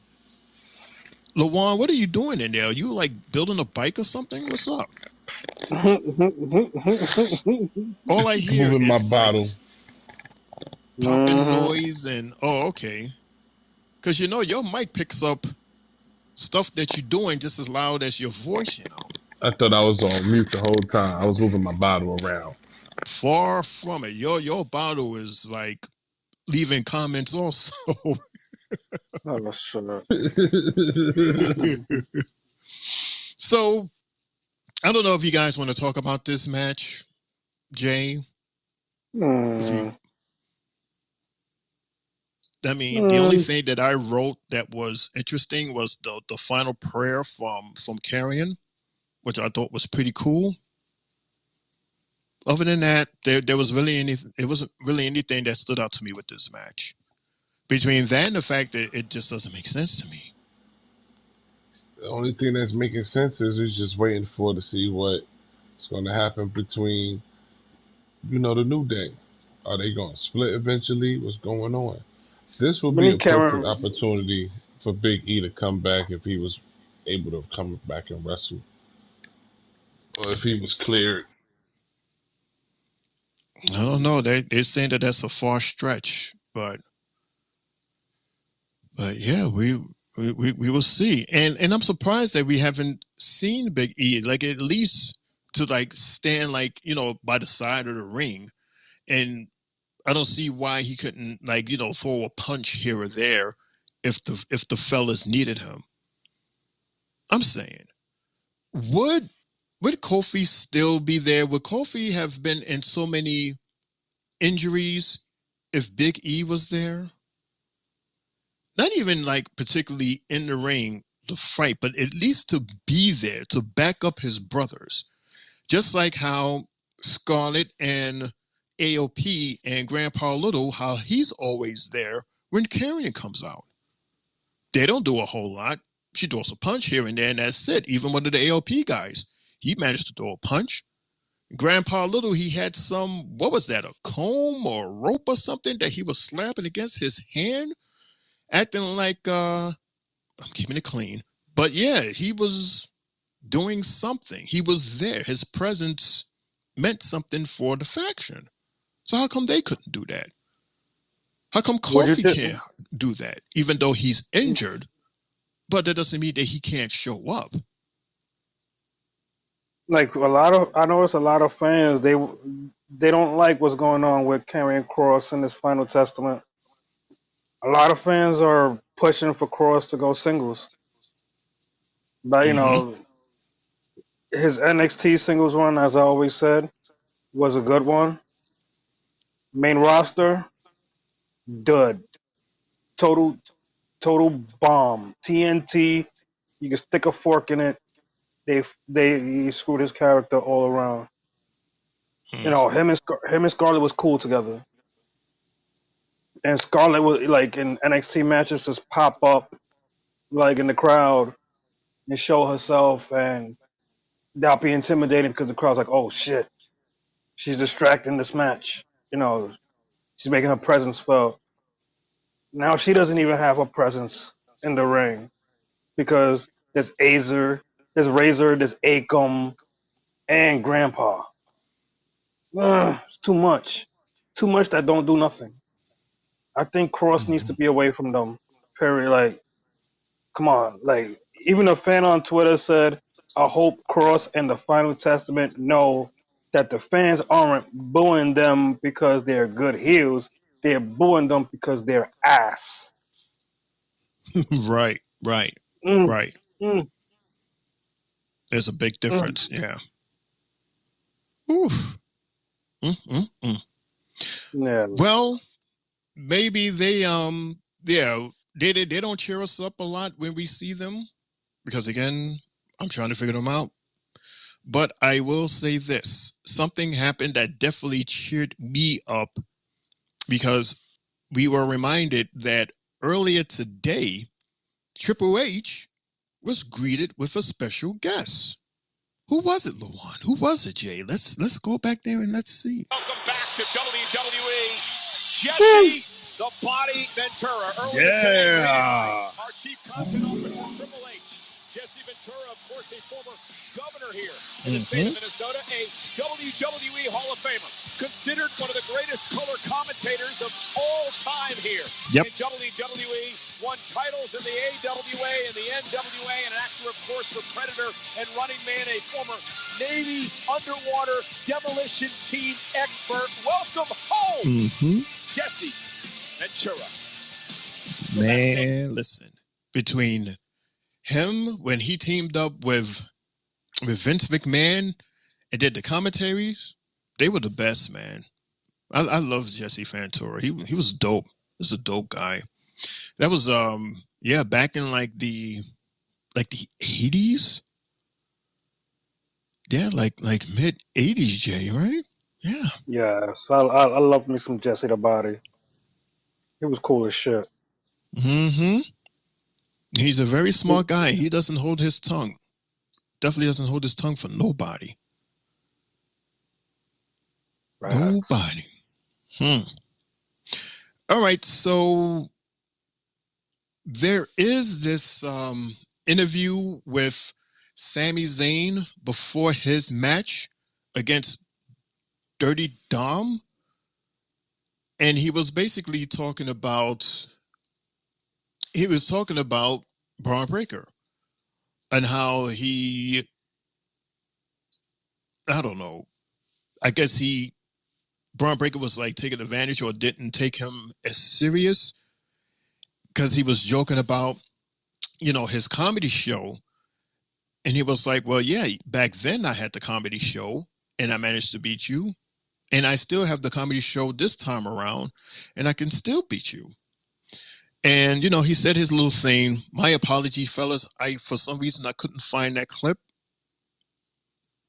So that was just basically it. He was just like,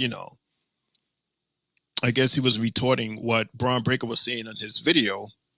And then he managed to do the walk.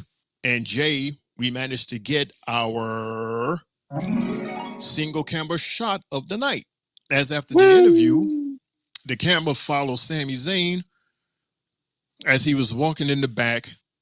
He walks past the gorilla, and as he's in the gorilla, his music starts, and he goes out into the arena. And he goes out to the arena for match number 5, which is Sami Zayn versus Dirty Dom. But wait, before the match starts, see the theme that's going on here, fellas? Before each match starts, there's a video package. And here is another one, courtesy of Miss Scorned Woman herself, Liv Morgan. Takes your breath away. Feels like you can barely even breathe. With Dirty Dom on the truck. I would have done anything for you, Dominic. I put you on a pedestal. She's burning pictures of them together. I treated you like the man that I thought that you were. But you're not a man. She burned a shirt. You're just Rhea's little bitch. I wish that I could take back every single tear that I wasted on you. But I can't. So all I can do now Another picture. is make your and Rhea's life a living hell. At SummerSlam, I will complete the Liv Morgan revenge tour when I beat Rhea Ripley and leave Dominic with whatever's left of his precious little mommy. Meanwhile, I'll be standing in that ring with my arm raised, hear those three little words. Women's World Champion. Watch me. And it pans up to Dirty Don's face on the truck. Ooh-wee. I don't want to be dumb. She is angry, y'all. And I don't know if you guys noticed the makeup. She had like this almost like dark blood imagery that was like almost coming out of her eyes. Like, I don't know if that's supposed to be the effects of you crying if you have like a lot of eye makeup. But to me, it gave off that Harley Quinn type of character. Whenever the Joker like betrayed her, she felt betrayed. She almost gave off like that same type of image. So it's like she's standing there and she's burning the pictures and she's burning the clothes, and she's standing by the truck with Dirty Dom's face on it. And she's like, "Oh, you just wait till I get you and your little mommy too." What is up her sleeve? She's gonna plot something, because this is what most women that are in her position, that's what they do. This right here, fellas, this is the true revenge tour right here. This is it. Man, listen. Just like with Seth Rollins, and we have no idea what type of rules or no rules he's going to have in that match with Drew and CM Punk, we can only imagine what is up that scorned woman's sleeve when she gets revenge on both Rhea and Dom. Jay. Hell yeah. I'm for it. I don't know what to tell you. Oof. A woman scorned. Well, since you're up and about, do you want to talk about Sammy and Dom in the ring? And then Luan to follow if you want. Well, during this match, I like the fact that, Sammy started off this match with a nice springboard moonsault during it. Also, a nice tornado DDT was done. Sammy gained some type of momentum, and it also led to Dom countering with a crazy Blue Thunder Bomb. I mean, he countered the Blue Thunder Bomb and hit him with the Three Amigos. Sammy with that exploder, not bad. But we see Lito, JD, they come down as always, and try to distract, but it seemed like it didn't help. So Sammy countered that 619 and turned it to a heavy ass clothesline, which he then now hits the Blue Thunder Bomb. But there was no ending to this. There was no ending. So shout out to none of them for winning. They both, one got disqualified, so they pretty much jumped them. Jay helps, and they, co-yeeted during that part. And here comes Mr. BB, your favorite guy, Shane, and takes out Sammy. But Sammy kept on fighting and hit him with an exploder and breaker dips. Other than that, not bad of a match. Should have been better, but we kind of knew what the outcome was going to be. Mr. Lawan, anything you got to say? The match in the interruption, man. Unfortunately, I believe. Um, nothing much. Nothing much. Sammy was doing his thing, you know, doing his thing. I love Sammy. So do we love Sammy more than we love Jey Uso? No, I'm sorry. No, it was Sammy versus Dirty. Nope, that's my fault. Yep. That's my fault. I I'm not gonna ask if you prefer like Sammy Jay. over Dirty. I prefer Jay though. If I'm picking one of those two, I prefer Jay. I like his energy better than Sammy. But does because I think Sammy has a little more than Jay. Like, yes, Jay is good on the microphone. He has the energy. He has that good pop. You know, he got everybody eating. But, you know, in terms of his moves, he has the splash and he does a whole lot of kicking. That man sure knows how to kick. But what else? Like, sometimes he'll throw a spear here and there. And then there's Sammy. I think he has a little more. And I think he has more grit. That makes sense. But Oh, it I would like does. to It see. makes sense. Okay, so you see what I'm saying? Okay, but I would like to see them together. I like them two together. I like their friendship. I like their how they talk to each other and how they look after each other. Especially at a dark time when Jay didn't have anybody, and there was Sammy. That was actually there even back when, you know, they was with, you know, the original bloodline. But we should see what happens, you know, moving forward. Hopefully we'll see more of them two together. And they're a breaker. Oof. That breaker, I'll tell you. So we have yet another video package, because apparently that seems to be the theme tonight, is just video packages. So here's one from the individuals that we've seen earlier tonight, the White Six.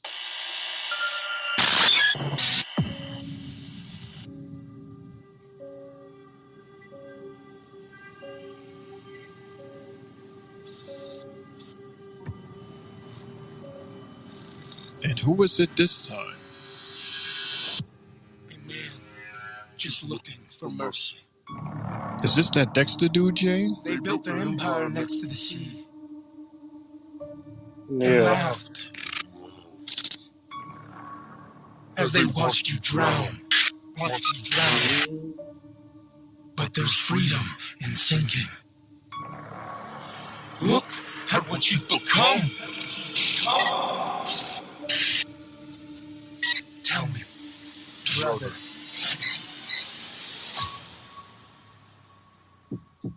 Tell me. What should they do when the buzzards start circling?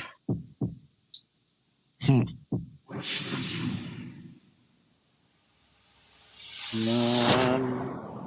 right, what's they run? Yeah.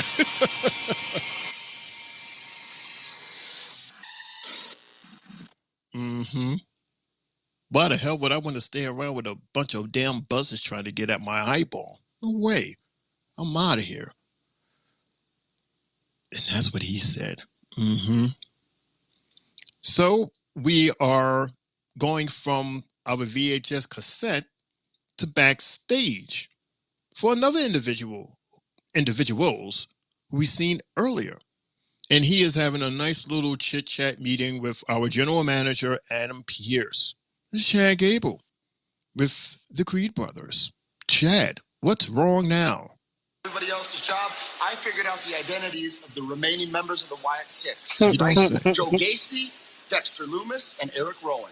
Good boy. Yeah, I know that. They're under WWE contract. Oh, they're under contract, right. So they can compete, is what you're telling me. Generally, that's how it works. What is your point? My point is, next week on Raw, me and the Creed brothers versus those three freaks, 6-man tag. Make it happen. Really? Of course that's what it is. Make it happen. Consider it official. Sure. Oh, shoot. Careful what you ask for. All right. All right, fellas. Now, this is going to be good. Finally, we get to see some action, Lawan, from the Wyatt Six. Some real action, an actual match with the Wyatt Six versus Chad Gable and the Creed brothers. That's going to be fire. Next Monday. Oh, yeah. Oh, yeah. And after a PLE, this is an after PLE Raw. One of those type of after PLEs where we can possibly talk with either new champions or champions that said, I told you so. I told you so. Yeah, I told you. And now back to business, huh? Yeah. All right, we are moving nice and smooth here. We are already at match number 6. A lot of matches tonight, along with a lot of video clips. For it's ladies' time. It's ladies' night, and the vibes is great. We got Lyra with her new homegirl CNC Music Factory. Chuck Carter versus Chance versus the what did she call them? The forehead. Shayna, Sonya, Shayna, and Starks. Yeah, the S sisters or the 3 S's. Yeah. But before we go into this match, we have a video package. This one is from Ms. Rhea Ripley. Rhea? Morgan, you want to burn and break things that don't belong to you. You so badly want to be the victim in your little revenge tour fantasy. That's all it is. A fantasy. The reality is that this Saturday at SummerSlam, your little revenge tour, it comes to an end. There's no more running. There's no more hiding. There's no more manipulating. That's it. You thought that I was brutal last time I attacked your shoulder. But that's what happens after I warned you multiple times to stay out of my business. Now you've not only taken 3 months of my career by injuring my shoulder, touche, by the way, but you've taken my championship. You've tried to manipulate my family, my Latino heat. You so badly want me to be the demon in your little fantasy dream. But at SummerSlam, it's time that I get my revenge. I know that's right. I know that's right. The question is, will she get her title back? Or will Liv Morgan manage to keep the title as she said she would? Not only keep the title, but make sure that Dirty Dom pays for hurting her feelings in front of a jam-packed arena last week, had her crying, and had Rhea licking his face and giving him a kiss. She ain't never did that to Dirty Dom before. She ain't never kissed him like that or licked his face. Not until another woman stepped into the picture. Notice that, fellas? Now you finally want to kiss Poppy. You want to lick Poppy because another mommy wanted to be the main mommy. So, then it being known that you was almost replaced. And she was so happy, wasn't she? Get your man. Let them know. You better get your man, because the moment you blink, there's somebody else right there to catch him. Always somebody there to catch him. You better keep a tight grip on him, Miss Rhea. I'm just saying. Just saying. So, LaJuan and Jay, we are talking about match number 6. Lyra and CNC versus Sonya, Shayna, and Starks. Do you have any comments or thoughts on this match? LaJuan, and then Jay to follow. You could advance. Really? Yeah. Same for you, Jay. We can advance. I mean, all right, Jay. It's alright match. Only thing I seen out this match was a cool triple team by Lyra and CNC, and it seemed like the villain company took control during commercial, which we didn't get to see how that transpired. But we get a nice springboard leg drop from Caden, which I thought was cool. Also, the Z360 by Starks. Oh, I think that move is so fire. She's so underrated. She's a wrestler that needs to be on her own. But after the match was the shit, so fuck it. This match is over with. Proceed.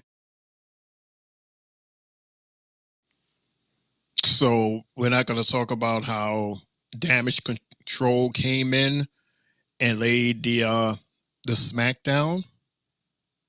We left it up to you, sir. Yeah, you can talk about it if you You're the like. host. No, feel free to talk about it, please. We haven't seen Damage Control in a minute since they got attacked and beat up. So again, I was saying it on on Friday.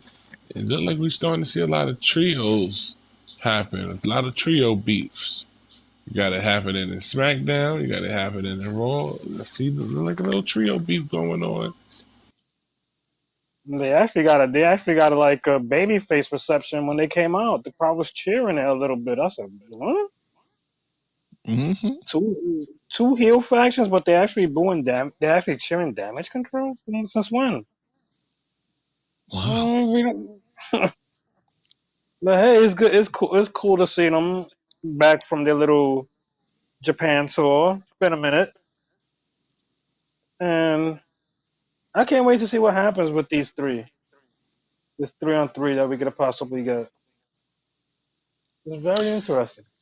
So are we seeing that that's how much the WWE Universe doesn't like the 3 S's? The fact that they would show Damage Control more love than them?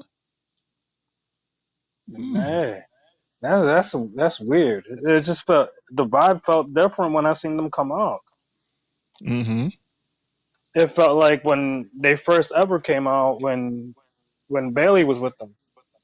The reception that they got, it wasn't 60, 70,000 people, but the reaction was just different.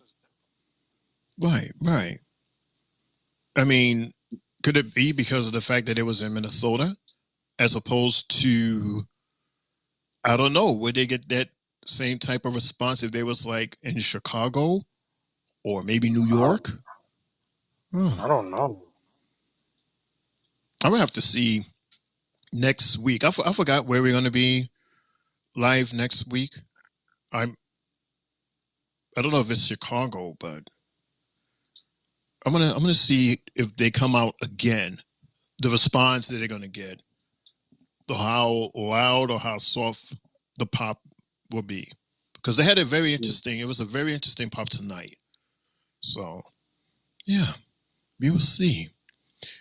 And it's interesting how we talk about the arena, the audience, because now we're gonna view another video package from Gunther. And didn't he do this before Jalen Wan, where he gave us a vignette in an empty arena?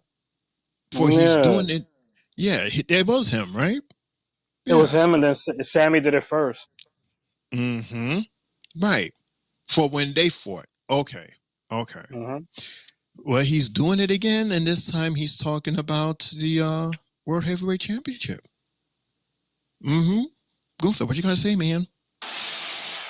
Last week, I offered Damian Priest the easy way out for the second time in a row.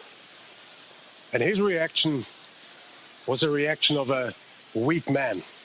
A reaction of a man that doesn't have control over his own emotions. But that's okay. Damian Priest doesn't have to pretend anymore because I exposed him for what he really is. An emotional wannabe that abuses this great business as a cure for his childhood trauma. As far as tonight goes, Finn Balor. I used to look up to you. You used to be one of the greatest professional wrestlers in the world. You still are. A world tag team champion. Now let's be honest to each other. You and I both know you were destined for much greater things. But ever since you decided to surround yourself with those Judgment Day weirdos, you became just like what they are. Street trash. And it's going to be my pleasure tonight to find out how much of that old Finn Balor is still left in you. And Damian Priest, I want you to know this. I will never forgive you for abusing this great sport to cover up your pathetic existence. After SummerSlam, you and the rest of the world will forever remember the day when the Ring General saved this great sport and the World Heavyweight Championship. That brings this question. Was Gunther speaking facts when he said that ever since he joined Judgment Day that he basically became them? He became what he called street trash. So was he better before joining Judgment Day? Or is he better now in Judgment Day? I would Jay say and Lawan. I would say in Judgment Day. For sure. Okay. How about you, Lawan? No comment? You're busy? All right, I get back to you. But we are moving nice and smooth. So we're going from our video package to an interview. Once again, backstage with Kathy Kelly. Kathy Kelly managed to grab the Damage Control girls after they did their little sneak attack on the S Sisters. And yeah, what's going on with the girls, girl? Well, what the fuck? What she said, Jay? I don't know. All I was Monday Night Water. Oh.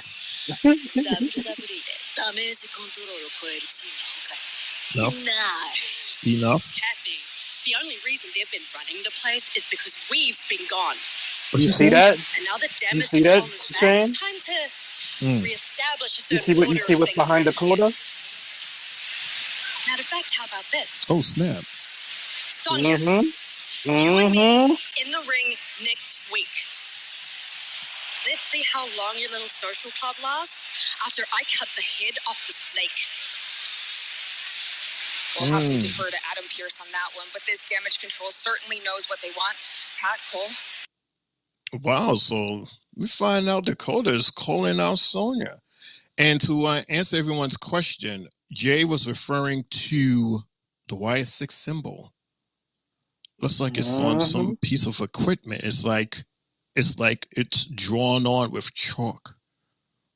She's gonna be a victim. Wow.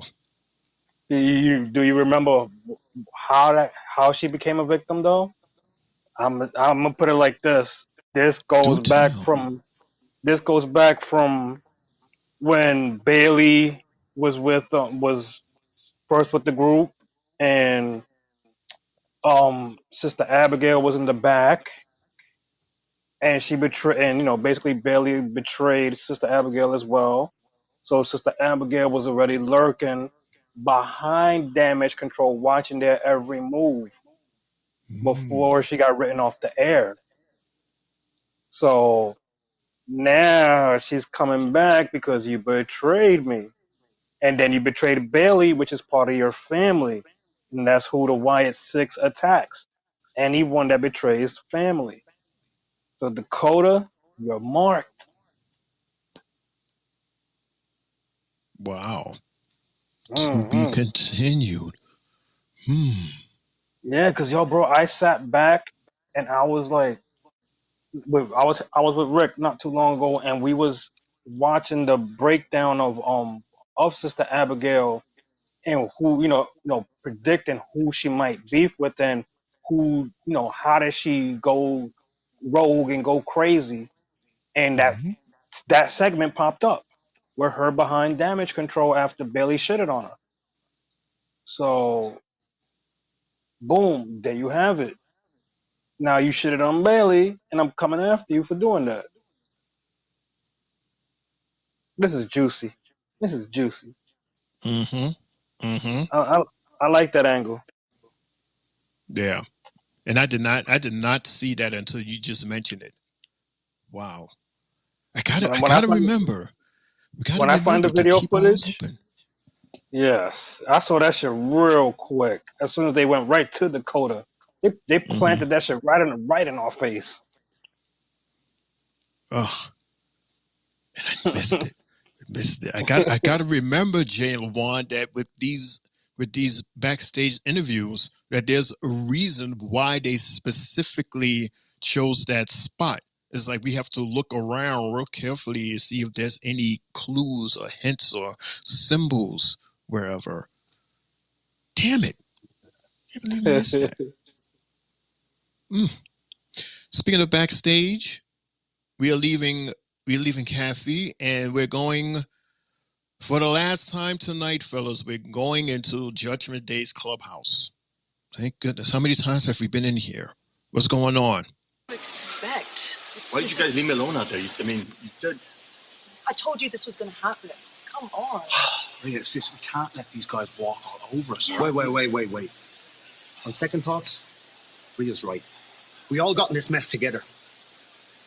But let's wait till after SummerSlam, and we'll get out of this mess together. All right? Yep. Yep. I agree. Yep, Finn, yep. you're right.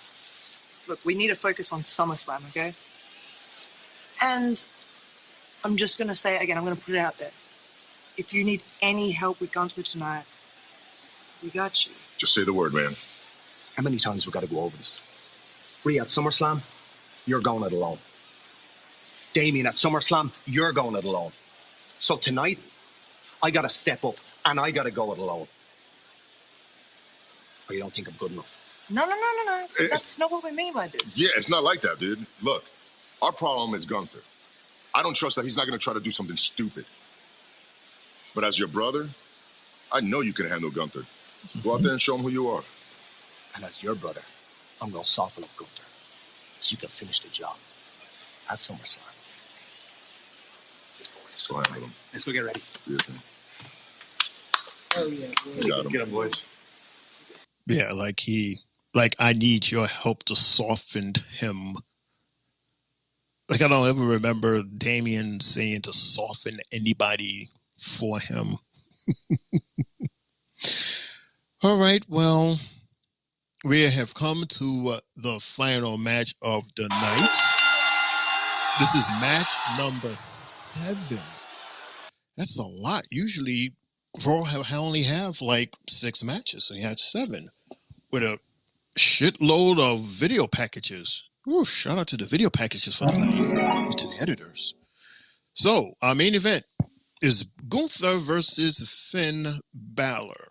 Going to try to soften Gunther up for Mr. Damian Priest in time for SummerSlam. So, Jay and Luan, are there any thoughts, any comments that you would like to present for this match? Well, with this match, I noticed with Finn Balor's music, we got more of the old Finn song in this. I heard it more. And then, when he went down, I thought he was gonna do the old Finn shit, but he did it real slow. Like when the crowd does their arms up with him. I got a feeling we're getting slowly Demon Finn or regular Finn, the old Finn back. So, man, Finn, you tried your ass off. You tried chopping him, tried doing everything that you could, even giving him the running drop kick. You almost had it. Gunther basically was breaking him down little by little, gave him 3 separate sleeper holds, and eventually, night night. Literally, night night. Put him to sleep. Can't even get up. So, to see Gunther win this way in a submission fashion is not old news because we know that Gunther's been winning a lot of his matches this year based off of submissions. So good shit. You took down one half of the group, one portion of the group, and now you got the leader to deal with. So Priest, when you came out there at the end of that match, and you came out there and delivered, boy, you came out there with some fierce passion that you was just going in. Gunther couldn't do not a damn thing. Son got tossed into the prime area, tossed over the announcer's table, to the point where the show ended. And I wanted more.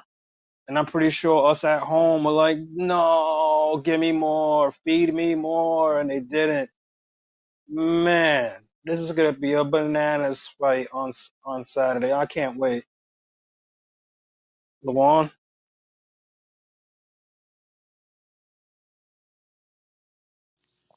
I guess Lawan is asleep. It's past Yep, 1:30. it's past Lamon's bedtime. He tried to hang in there, I see. He tried. Well, I would say that yeah, I agree with you. Finn, he stuck it out and he hung in there against the powerful General to the point where he had that submission hold and that was it. It was over at that point. But from a production point of view, Jay, did you notice that towards the beginning of the match, on the lower left-hand side, they were showing the graphics, or a graphic rather, of tonight's headlines? Did you Yes. notice that? Like how Yes, I cool noticed how it. cool was that? I thought that was dope. That was dope. I felt it was needed, and Mm-hmm. they always giving us something new every week. So to see the way they presented it to us tonight, it was a little bit different than last week, and I'd rather they keep doing that Mm-hmm. because some of us may get home late, may miss something, and with them giving that to us, it's perfect. It's good news. Right. And throughout the day, like throughout the evening, like when they did it earlier, they spoke about what happened, and then towards the end they talked about what's about to happen at that moment that they was talking about it. And I like that. And then at that point, they spoke about everything that happened. So just like you said, so everybody can catch up on, what had happened throughout the night. So yeah, I thought that was an awesome idea. That was pretty cool to go Yeah. along with this cool match. And yeah, since Lawan he just left the table, y'all. He didn't say goodbye or anything. He just snuck out while we was talking. Ugh, how rude. So rude. You wait till I see him on Friday. We're gonna get him. Or maybe he'll join us tomorrow for our NXT. Well, AKA later tonight as we have our NXT. But yeah, everybody, that's it. That's our Raw recap show for tonight. We kept it, even though it was a long show, we kept it nice and smooth. And look at that, Jay. We hit the 2-hour and 30-minute mark. And Not we at the end bad. of the show. Not too bad at all, No, huh? not bad. I like it. Yeah. And we don't have to do birthdays because we're doing the birthdays on Friday. And that's it. Yeah. That's it. Anything happened over That's the what's up. weekend? Any news happened over the weekend besides what we mentioned earlier? To my knowledge, that's all I know, unless you know something that you would like to mention.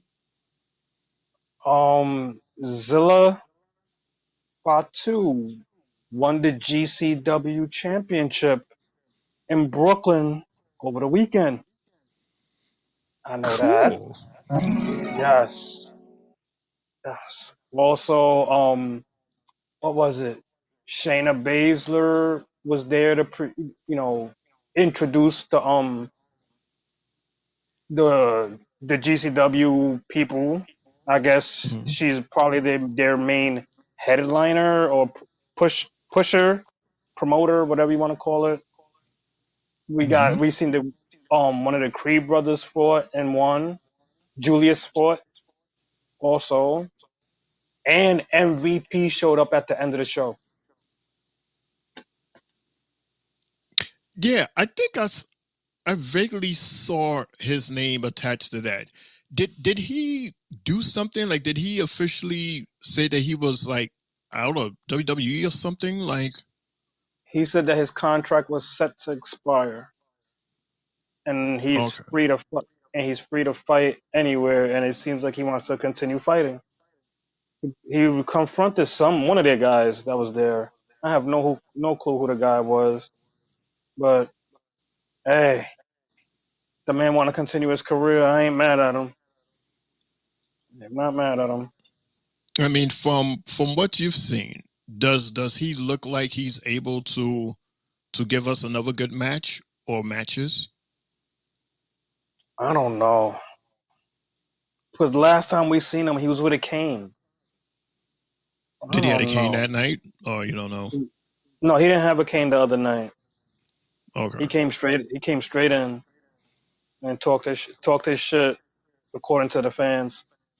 So this is good news to hear that we got GCW on the rise, and it seems like GCW is affiliated with fighting here in New York, in Brooklyn. This is something we got to start keeping our eyes on. But the crazy shit is they put it on Fridays, so we're in tune to SmackDown on Friday, and they Right. had two, and with GCW they had two shows this week that just passed. So they had one on Friday and they had one on Sunday. But it wasn't bad to put on two separate shows. Wow, and they You were know, both in Brooklyn? yeah, they were fighting in Midwood. Oh wow, right there. Close, so close, bro. Wow, we Because could have seen that. yes, a fan took a picture with Zilla outside, and also in the background was like some hood background that you would see in that area where the juice be at. So I'm Mm-hmm. like, oh, so they. I'm sorry to say it like that, but Mm-hmm. the background looked just like that way from based on how I be working and seeing these areas. It just looked specifically like that type of a background, and I was like, oh, he was too close to home. Oh, I hope. So I hope. What happened? no, but just gonna say you say you hope. I hope that they come again on a Sunday and we all can go one day, bro. That should be dope to go to. Okay, because I was gonna ask, is this their home here in New York, mostly Brooklyn, or they was just traveling and they just hit Brooklyn? For some reason, I've just been noticing there's been a lot of Brooklyn shows. A lot of them. We gotta Um, we gotta look that up. Because don't forget, cause remember he, we they, announced that gender is also mhm, with them. Yeah. right. They had it was on Bloodsport 11. Right. It was at the Roulette Intermedium. I have no idea that name. I've never heard of that name here in Brooklyn. Mm-hmm. Have you ever heard of that? No, not that I know of. And in Midwood, the only thing that's popping in Midwood is the Midwood High School. Ah, it's 509 Atlantic Avenue. That's where the event took place.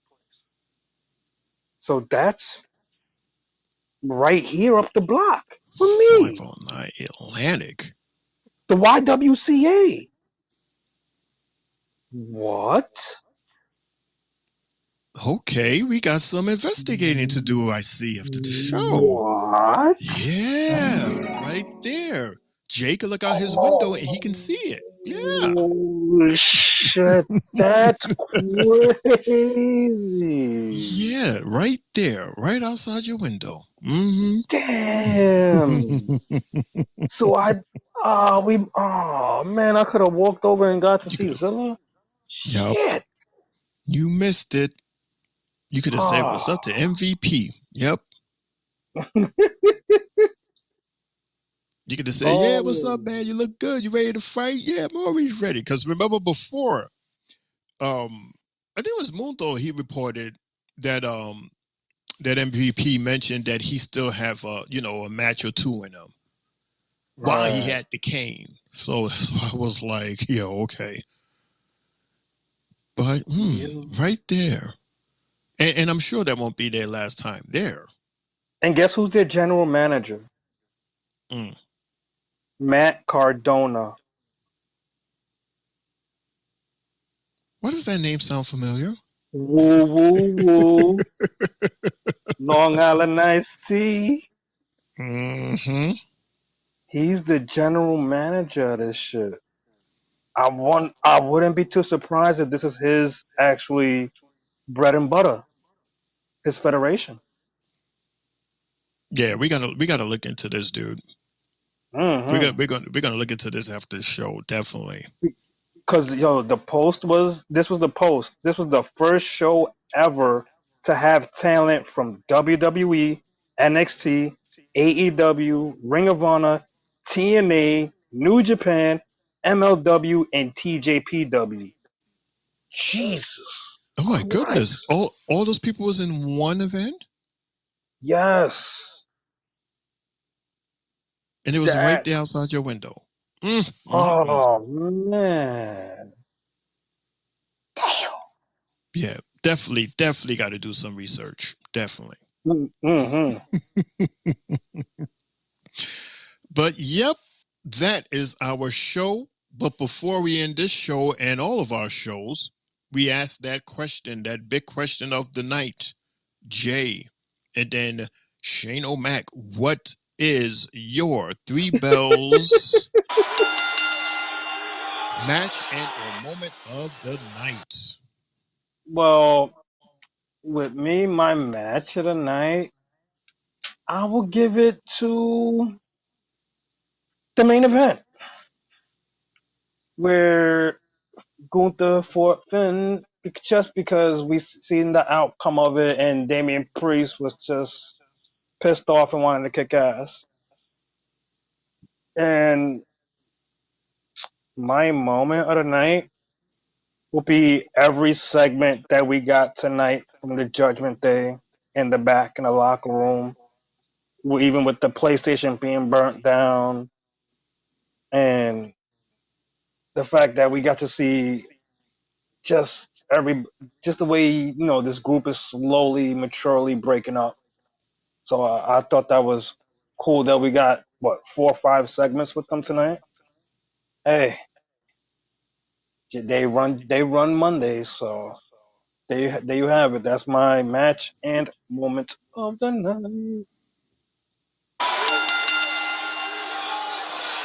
Cool, man. Cool. I'm going to agree with you in terms of the match of the night. It was definitely it was just a hard hitting from Gunther and just fast pace and stuck it in there for the long haul Finn until he got into that hold, and there was no place to go but to just fade to a point where the referee just had to stop the match. But I say good for Finn for hanging in there and giving Gunther a good match. My moment of the night, it was the kid in me to be so excited to see Jesse Ventura. That was a total surprise. And, just seeing him reminded me as to why I liked him. The way he used to just kill it on the microphone doing commentaries along with Vince McMahon. Like their voices were the characters. And it helped to narrate and to make the matches even more enjoyable just as a whole. As a kid, I loved it and enjoyed it. And it was so good to see him and seeing that he's doing good and well along with Triple H as he continues to celebrate his birthday. That is my match and moment of the night. So before we go, I have one special announcement that I would like to make at this time. So due to the success of our YouTube of Friday Night SmackDown, the producers and the executives of the Three Bells podcast had decided that beginning on Monday, August 19th,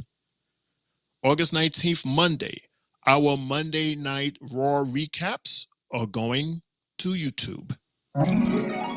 Okay, so we're going to be here on the Stereo app for a couple more Mondays. But then on the Monday 19th, we're not going to be here on the Stereo app. We're going to be on YouTube. And right above our circles, if you look right now, you can see the Three Bells podcast link to our YouTube. So you could go and you can subscribe and then hit that notification button. That way, once Monday hits at 11:15, you'll be able to join us on our live. So it's going to be Mondays starting on the 19th, and the Fridays is going to continue as well on YouTube. And then on Tuesdays, we're going to continue to be right here on Stereo with our NXT recaps hosted by the homie Triple J. So yeah, we are advancing. We're moving on. We're moving up. All right. But till then, we're still here with you guys here on the Stereo app. Any last final words before I press that button, Jay, that outro music? Go ahead, hit it. Hit it. Go ahead, hit it, he says. Fine, I'll hit it. Here we go. I said, here we go. And that's the bell, folks. You've been listening to the Three Bells Podcast with your hosts, Triple J, Mundo, and Shane O'Mac, bringing the thunder from the ring straight to your speakers. But the conversation doesn't end here. Keep the conversation going in the comments and follow us on our socials to get the latest scoop on WWE events and behind-the-scenes action. Until next time, stay loud, stay proud, and above all, stay tuned for more hot takes, news, in the world of wrestling. Expect the unexpected. See you on the next show, the Three Bells Podcast.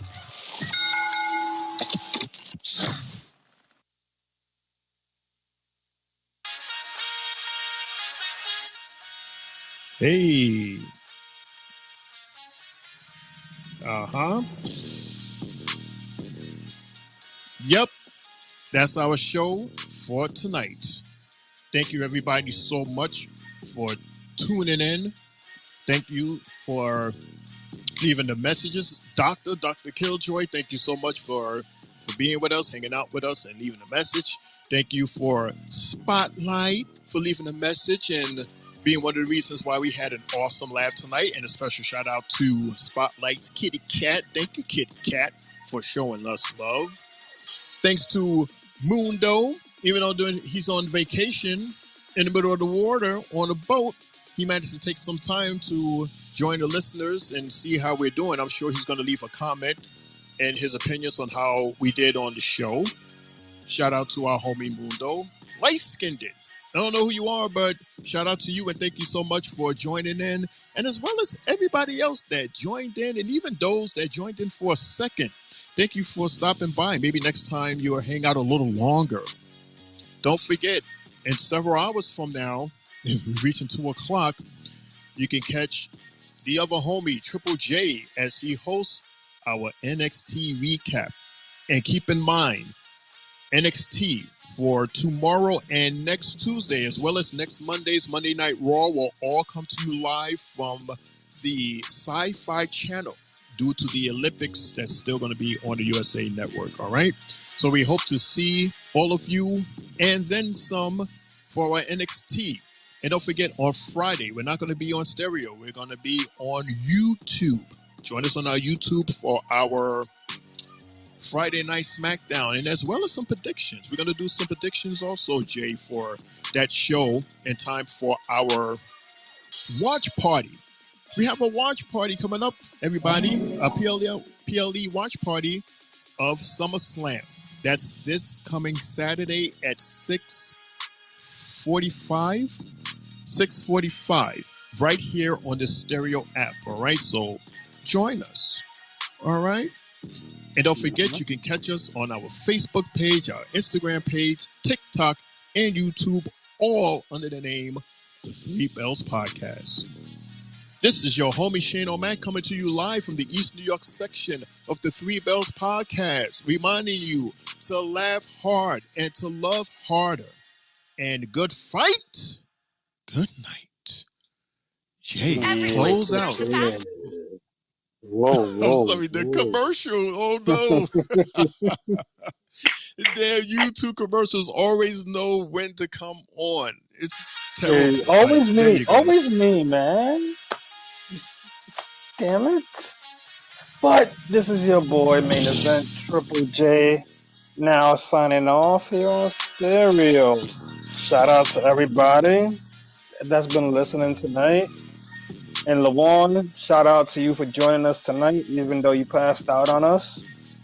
Killjoy, shout out to you. Greatest ever, shout out to you. Mundo, you already know what it do, my brother. Don't forget my keychain. And other than that, join us tomorrow night for the Great American Bash Part 1 on NXT Recap, everybody. It's going to be a wild one. It's going to be a good 2 weeks that we're going to get from the show. And I'm ready. Good night, everybody. God bless. Shane, it's been a pleasure working with you tonight. Now, you already know, bro. Big hugs, fist pumps. Let's do this again later on tonight. I'm out.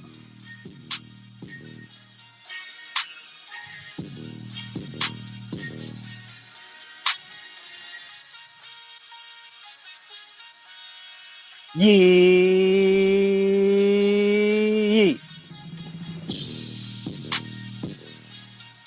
And as always, as Mr. Mundo would say,